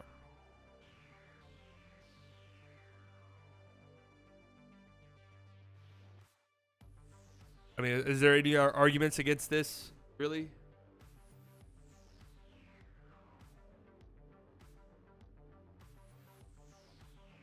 Chet, I could definitely see. Chet's got the second best odds. I could definitely see it for Chet. He's going to have the same problems as Victor Wembanyama, where it's like, are we sure he's going to play 65 games? Scoot. I feel like it'd have to be a pretty remarkable season for Scoot. The Thompson twins, Amin's got a decent chance. If the top guys don't play 65 games. But if one of Chet or Wemby play 65 games, it's going to be one of them. Like, that's just that simple.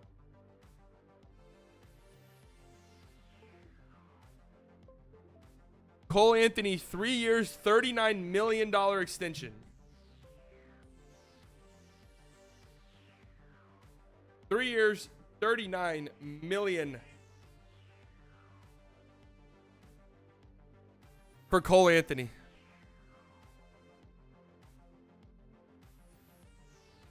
Nope, no Josh Green.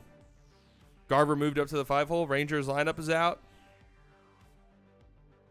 All right, final award here. MVP.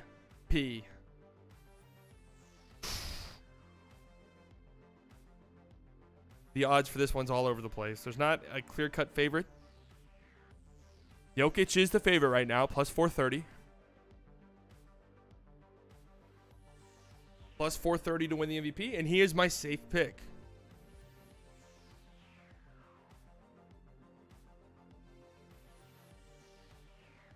Achy Dragon with the $3. Thank you so much. This, of course, would be MVP number 3 for Nikola Jokic. Just think that last year, the narratives kind of got out of hand a little bit. It kind of got away from voters. And the finals run last year, if they're the number 1 seed again, it's like, all right, let's do right. And let's give Jokic the award. I'll just say this. Embiid right now has the 5th best odds at plus 850. You're pissing away money. You are literally shitting all over your money. There is no chance. No chance at all Joel Embiid gets the MVP award this year. None. Zero chance. So I'm just telling you that right now. Plus 850, terrible. It might as well be plus $1 million. No way he gets it. My slightly insane pick. This one's also hard to find somebody outside the top 10 who I think is like any good value at all. So just like for a frame of reference, there's 3 guys all tied for 10th, which is Anthony Davis, Donovan Mitchell, and Anthony Edwards. So like none of those guys are really that appealing to me either. So it's hard to find somebody outside of that who works. The only guy I can actually realistically see winning this award outside of the top 10. And this is insane. No, Booker's in the top 10. Is Zion, who has the 15th best odds of plus 5,000. He's the only guy outside the top 10 with the realistic upside and ceiling to win the award. No, you guys are saying hell no. Listen, I agree. I agree with you. But if Zion plays 65 games and he's averaging 29 points a game and the Pelicans are the 3 seed, like it's a possibility. Like, let's see who else is outside. De'Aaron Fox? No, he's not going to win the fucking MVP, man. Trae Young? I also thought about going Trae Young. If they're a top 3 seed, it's possible for sure. Jalen Brunson? He's not winning that shit. Jimmy Butler? No. Kawhi? Fuck no. Sabonis? No chance. Jamal Murray? No. Victor Wembanyama has better odds than Paul George, than James Harden, than Tyrese Halliburton, than Julius Randle, than Mikal Bridges.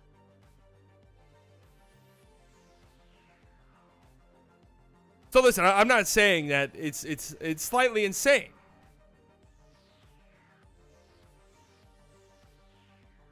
It's going to be Tatum, the super team fraud. Let's be honest. Tatum has the 5th best odds right now, plus 750. Or I'm sorry, 4th best odds. Right below Giannis, right ahead of Embiid. And then you have Steph Curry, Kevin Durant, Devin Booker, SGA, AD, Donovan Mitchell, and Anthony Edwards all tied for that 10 spot as the top 10. All right, my prediction. Look, it's just... I predicted Luka like the last 3 years.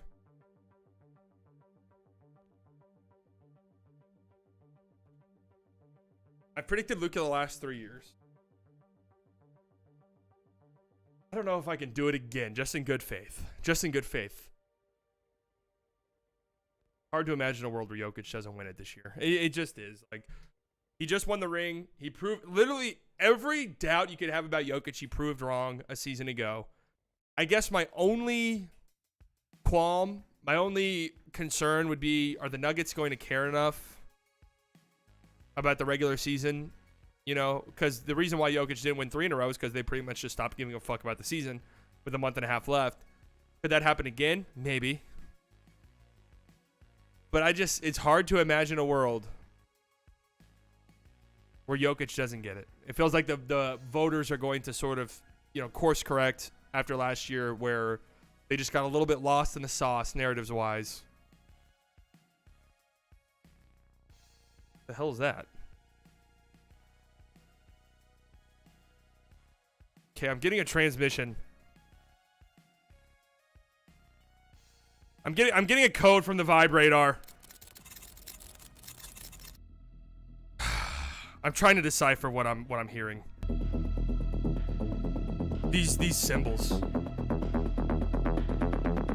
What could they possibly be? I'm searching the vibrator.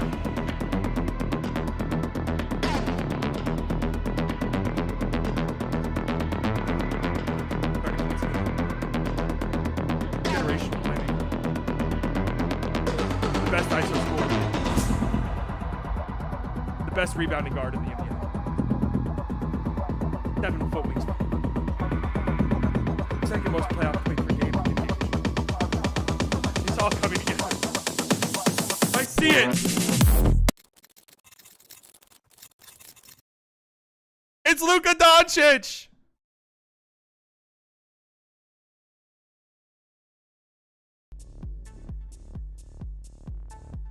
You really thought I wasn't gonna fucking pick Luka Doncic to win MVP again? You're out of your mind. Are you kidding me?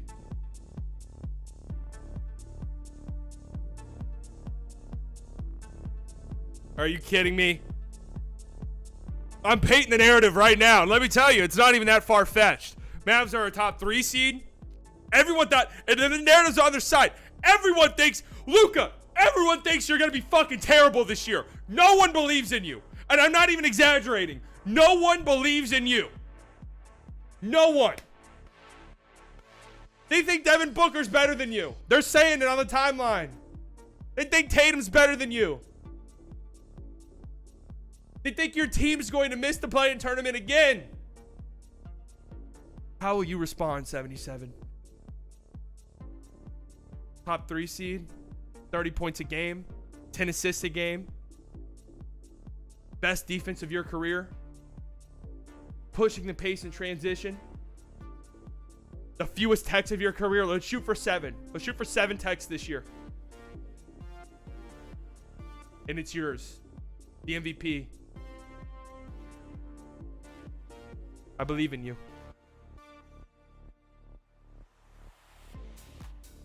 I believe in you.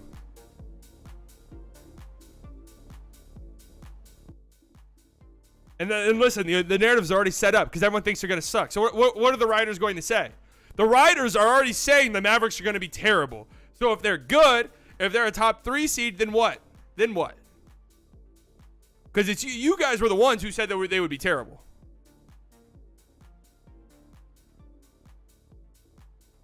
You guys are the ones who said it.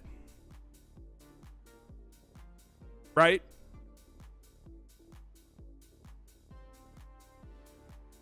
Not me.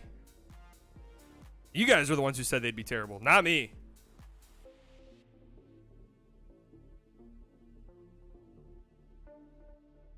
All right, all NBA team predictions. New wrinkle in the system this year. There's no positions. No positions for the all NBA teams. It's positionless. So it's interesting trying to figure out who's going to be selected. My prediction is My prediction is they're going to still do position. Like most voters will do positions. Is what I'm saying. Is what I'm predicting. Here are my predictions. Let's just talk about them. You can look at them. We'll go team by team. First team, Luka. I think he's gonna win the MVP. So there you go. Giannis. I think he'll be first team All-NBA. Steph. I think he'll be first team All-NBA. I don't think it's about time he's first team again. Embiid and Jokic, since this is pretty much the reason why they got away with positional things. I think both of them will get first team nods. Second team, D-Book. I mean, they're going to be great. The Suns will. Tatum, Shai Gilgeous-Alexander, Damian Lillard, Anthony Davis. And my third team, I'm just putting my guys up there. Trae Young, Anthony Edwards, just the media darling right here. If the Timberwolves are even somewhat good, he's making it. Trae Young, the opposite of media darling. Trae Young will probably average like 37 points and 14 assists, and they'll give him a third team All-NBA. Another Twitter notification. Could this be the Josh Green one? Hey, it is! Josh Green has been extended! Yay! Did I see that number right? 3 for 41? That's a great deal. That's a really good deal for the Mavs. Beautiful, beautiful work, Nico. Josh Green's extended. Let me do some quick math here. $13 million a year. Oh, Nico, you dog. You dog, Nico. $13 million a year. Great, great, great contract.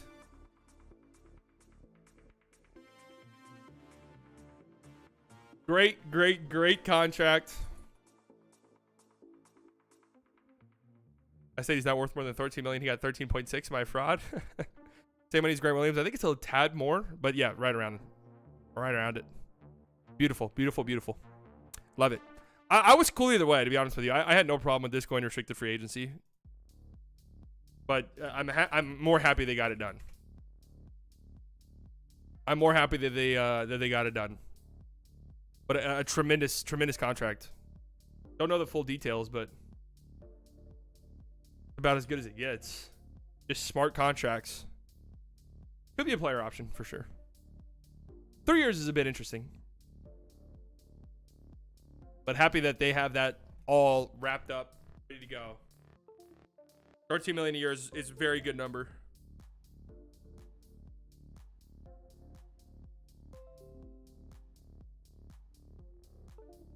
Did you stream today to manifest this contract? News breaks when you stream. Hey man, what can I say? I just put a certain energy out into the universe, and the universe reciprocates. What can I say?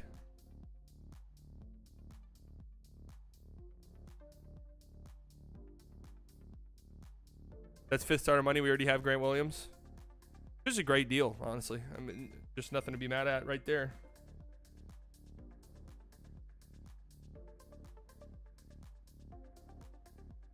All contracts are matching Kyrie and Luka's opt-out year. Pretty genius, actually.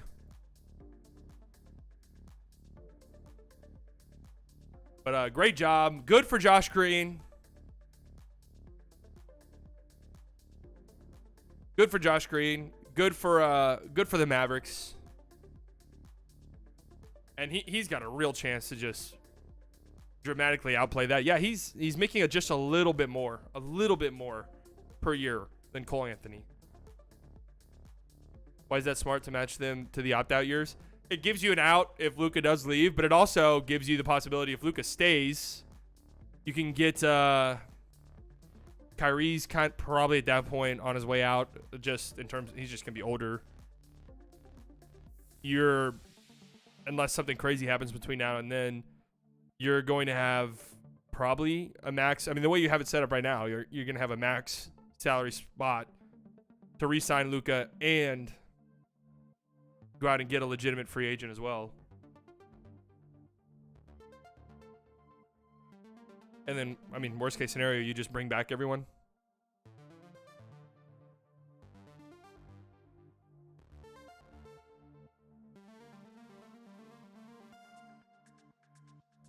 But good for Josh Green, man.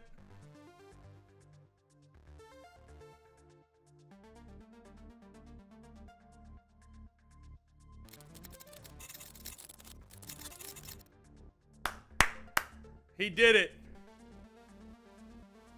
Our Aussie did it.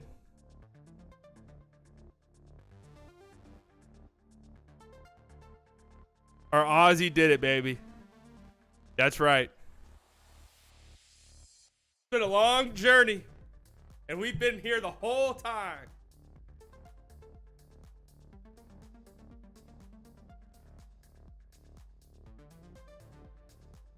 Josh is 13.6. Grant is 13.5. Those are two great contracts. I'm telling you guys, Grant Williams is going to be so good for this team, man. So good. I don't think you guys are fully prepared yet.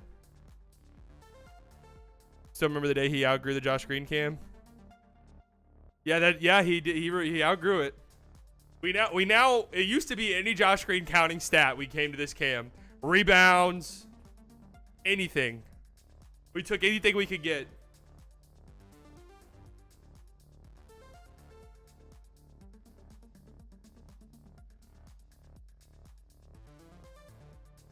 We got this one. We got this one as well. You can tell it's been a long time since I've been to some of these. The camera's all fucked up.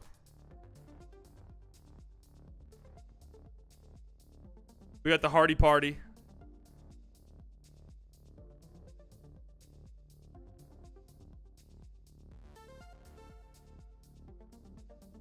This one was made by, I believe, GD77. It could be wrong. I'm pretty sure that's the chatter who made this for us. It was difficult for me to remember because their Twitter name and their YouTube name was different. And we might break out some new ones this season. We'll see.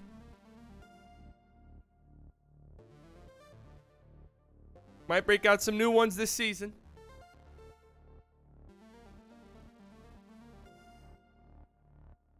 So good for Josh Green, man. Good for the Mavericks. Great deal for the Mavericks. I mean, just smart move after smart move lately. It really is. It really is. Like it's you can almost sort of sense things changing and how this organization's making moves. It just feels like smart move after smart move after smart move. Thinking 2-3 years ahead on a lot of moves instead of just saying fuck it, let's just do something. You know?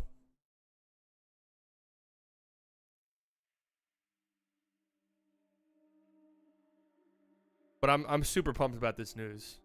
Again, I was okay with it going to restricted free agency. I just think the past few years have shown us that restricted free agency is not a good place for players to be.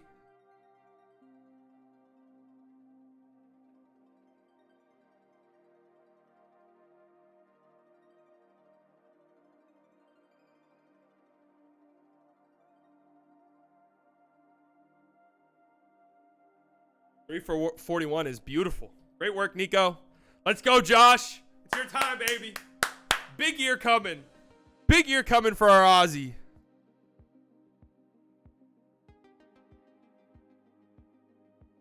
I expect big things. All right, let's wrap up this stream here.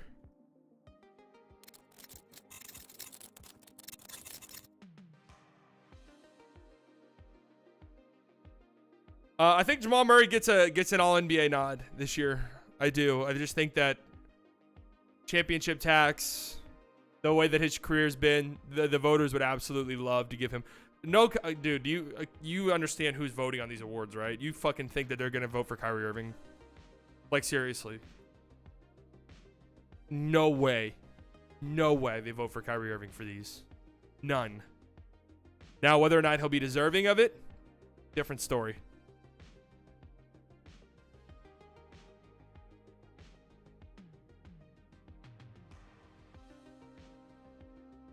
Different story. And fuck it, let's just get crazy, Wemby.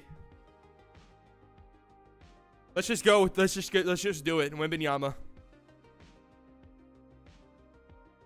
And Bam Adebayo. Bam Adebayo is my pick for Defensive Player of the Year. I feel like if you, well, Jaren Jackson was Jaren Jackson All NBA last year?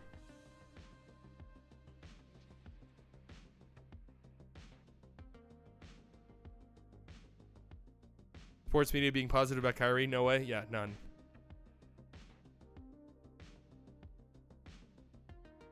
I was going to say, usually if you get Defensive Player of the Year, you're getting All-NBA, but then I realized the last two Defensive Player of the Year players did not get All-NBA. But Bam's a different story. Bam's already made an All-NBA team. Victor Wembanyama, why not? Why not, man? Why not get a little crazy with it?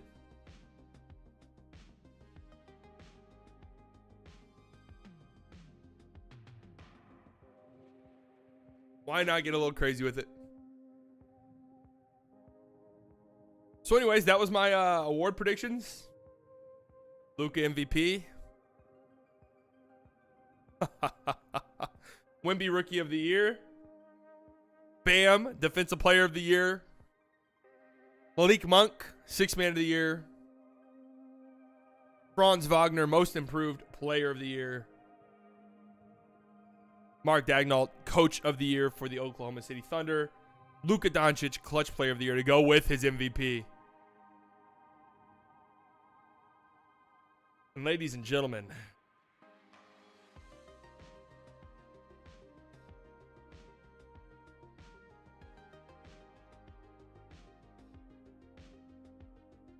finals prediction. If the Celtics don't make it, they're fraudulent jokesters who I'm never taking serious again. So I'm going Celtics in the finals against the Nuggets. I'm just gonna assume the Nuggets get back to it. Super Mario Wonder or Spider-Man 2? Shit, wrong chat. I mean, my chat loves Spider-Man 2. I'll probably play it eventually. I haven't played it yet.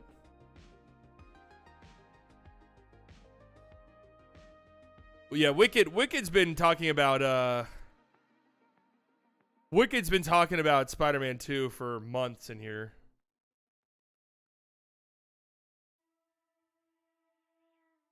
I'm cooking. Y'all just wait. What are you cooking on? You don't have the other predictions like Scapegoat of the Year? Scapegoat of the Year for what? The entire NBA or listen, the Scapegoat of the Year, and God bless him. I don't, I'm not even saying this to be petty or anything like that. I'm not even saying this to be petty. It will be Christian Wood. If the Lakers struggle at all, it's going to be Christian Wood. That's how it works. Okay.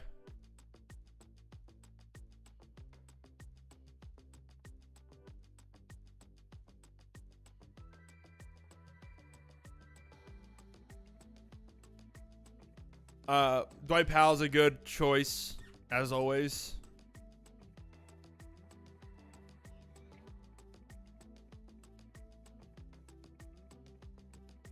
KP is definitely a scapegoat candidate if they for whatever reason are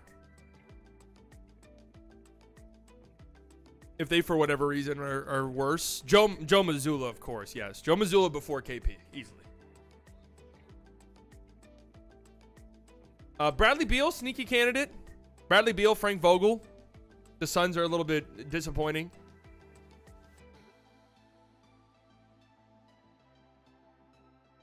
Adrian Griffith. Oh, God. If the Bucks are disappointing. Jaylen Brown's an option, too. If the Celtics, for whatever reason, are disappointing, it'll be Joe Maz, for sure. Christian, we're going to need a master's class from Vengeance Wood to avoid criticism. You might need to block everyone on Twitter besides Vengeance Wood. Person most of the media this season, it'll be Wembanyama by a lot. He's the face of the league moving forward. Okay, I know a lot of you guys thought or want it to be Luka. Luka will be one of the faces of the league, but it'll be Wemby. Wemby's gonna be the guy that they really push and they really put on a pedestal.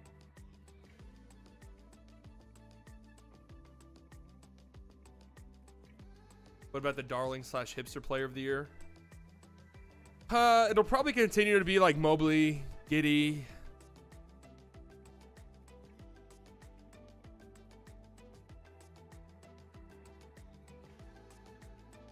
If I had to pick like a new name to add to that list, I'm just trying to think of a role player on like a decent team that everyone will fall in love with. If the Knicks are good, I could see it being like Dante DiVincenzo. Also, you have to add usually that category, usually white players for whatever reason.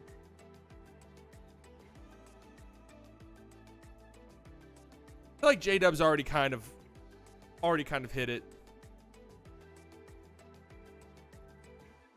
Devin Vassell is a good one. Devin Vassell is a good hipster player. Kind of already has been, but Şengün, I don't know, guys. I think Şengün stands might have a fun season. Wagner's already kind of been a big time hipster media darling guy.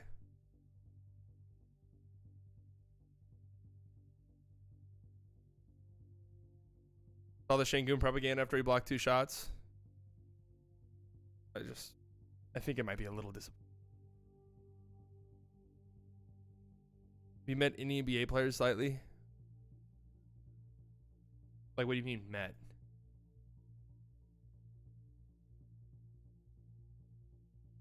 Met as in like hung out with in any real capacity? No, at least I don't think so.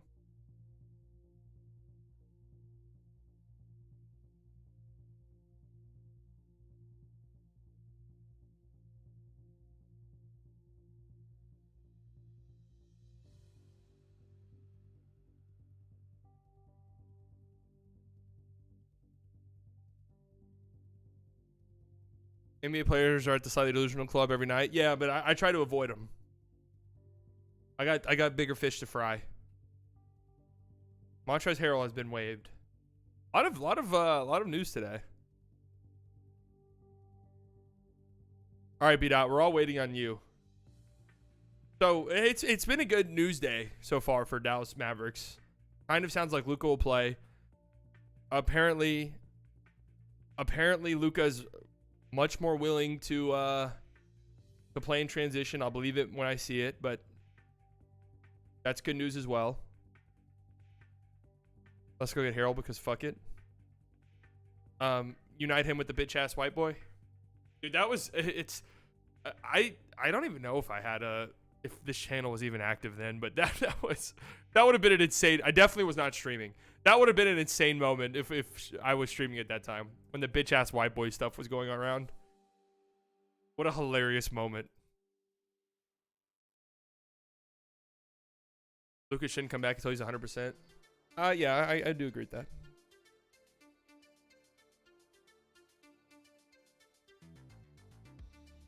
Bitch ass white boy. That's so funny. There was such an unhinged response to that. Rangers home run pick. I think Seager gets one in the first inning. I really do. I think Seager gets one in the first. Always live during Mavs news. That's right. No, I think Simeon gets on and then Seagod.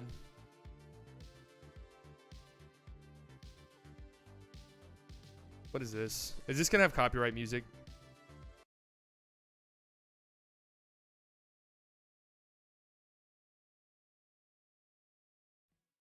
But it's hard to imagine a world where Jokic doesn't get it. It feels like the voters are going to sort of, course correct after last year where they just got a little bit lost in the sauce narratives wise. The hell is that? Okay, I'm getting a transmission. I'm trying to decipher what I'm hearing. These symbols.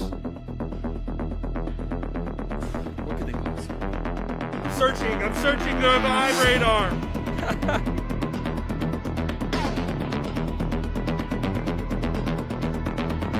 I'll need editing skills. Generational planning. Best ISO score. The best rebounding guard in the NBA. 7 foot wingspan. Second most playoff points per game. It's all coming together. I see it. It's Luka Doncic. That's a good one, B-Dot. That's a good one.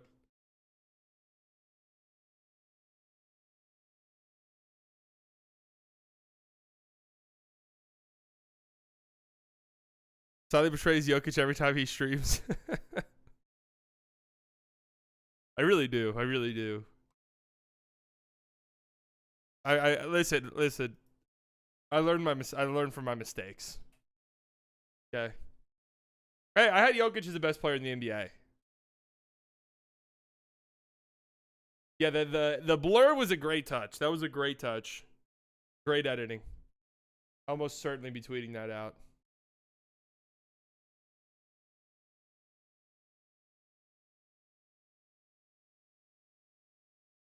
Can't wait for the Nuggets fans to visit this chat during the playoffs and call you a hater.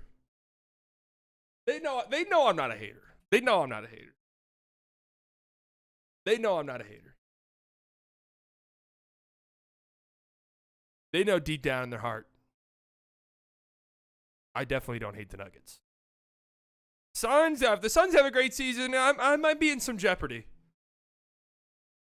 I might be in some trouble if the Suns have a good season this year. If the Kings have a good season this year, I'm gonna be in some jeopardy. I'm gonna be in some trouble if the Kings have a good season this year. If the Pelicans have a good season this year, I'm gonna be in some trouble. If the Mavericks don't have a good season this year, I've really, oh man. Ooh, there's a lot on the line, guys. There's a lot on the line. We got over him ranking a beat over Jokic. He's Teflon. Yeah, listen, that was a mistake. And listen, I owned up to my mistake. I did. I owned up to it. That I got lost in the sauce. Now, I don't have an MVP vote, so it's different for me, but I got lost in the sauce. I got lost in the sauce, and I apologize for that. It will not happen again. It has not happened again. Embiid's just going to have to play in the show out in the playoffs for me to care at this juncture.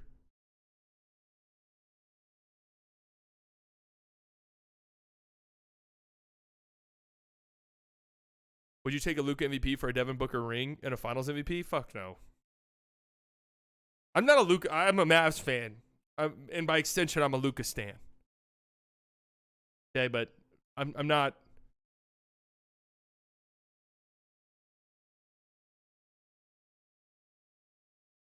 The MVP stuff does not matter to me nearly as much as winning does. Actually, is that just ultimate hating? Is that just ultimate hating? If I say I don't want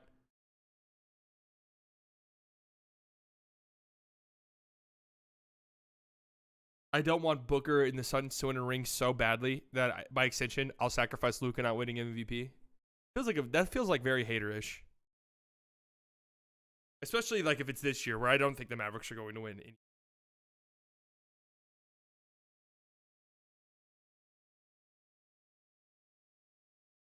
Luka Instagram story?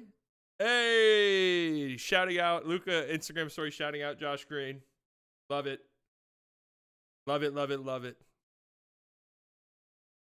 All right, guys, I have to, oh my God, I have to go get my fucking groceries. Okay, thank you guys for coming out. Oh my God, wow, the next time we're live.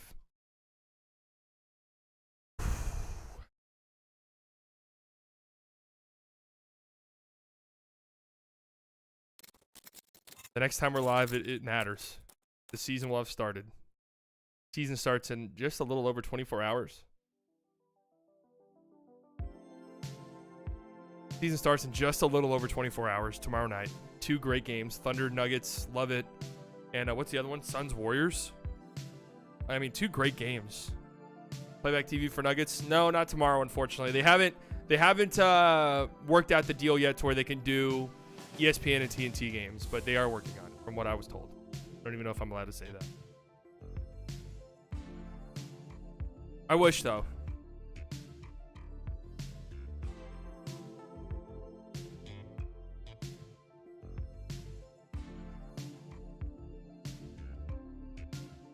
But slightly frozen pizza, how the hell did you know? I'm doing the HEB frozen pizza meal deal. How did you know that? So we can do League Pass sync with you on playback? That is correct. If you have League Pass, you can sync it up with me on playback and we can watch games. And we are what? 4 hours away from Game 7. Are we celebrating a Rangers win tonight? Oh, man, good question. I'm not thinking that far ahead. We'll celebrate when the time comes. That's going to be dope. Yeah, I'm really excited for playback. I really am. I'm a big believer in what they've got going on over there. And I'm not just saying that because I'm over there. I'm like legitimately. There's a reason why I wanted to go over there. I'm a believer. Anyways, thank you guys so much for coming out. All of the OGs, you guys know I love you very much. It was a fun stream today. Our predictions are done. Our day streams are done for a while. We're going to go back to doing day streams, but I just need to figure out how. There's just going to be so much content that I don't want to overwhelm. So we'll just have to figure out what the schedule is we want to do. All the OGs, thank you guys very much. You guys know I love you. Could have spent your Monday afternoon anywhere in the world you decided to spend it here. New subscribers, I promise you guys will not regret it. Season is starting tomorrow. Donations, members, thank you guys so much. You never do that, but it helps me out tremendously. It makes me feel so good. I am posting a video tomorrow for sure. There's 1,000% a playoff video dropping tomorrow. So make sure you guys gas that up whenever it comes out. And the next time I'll be live on this channel, it'll be Wednesday night. A late start time, unfortunately. 8:30 p.m. Central Standard Time is when the game starts. I'll be live at about 8:15 or so. And I'm very much looking forward to it. Love you guys. Talk to you guys later. Go Rangers. Let's just win. But how about that, Rangers? We don't care how you do it. Let's just win. Love you guys. Bye.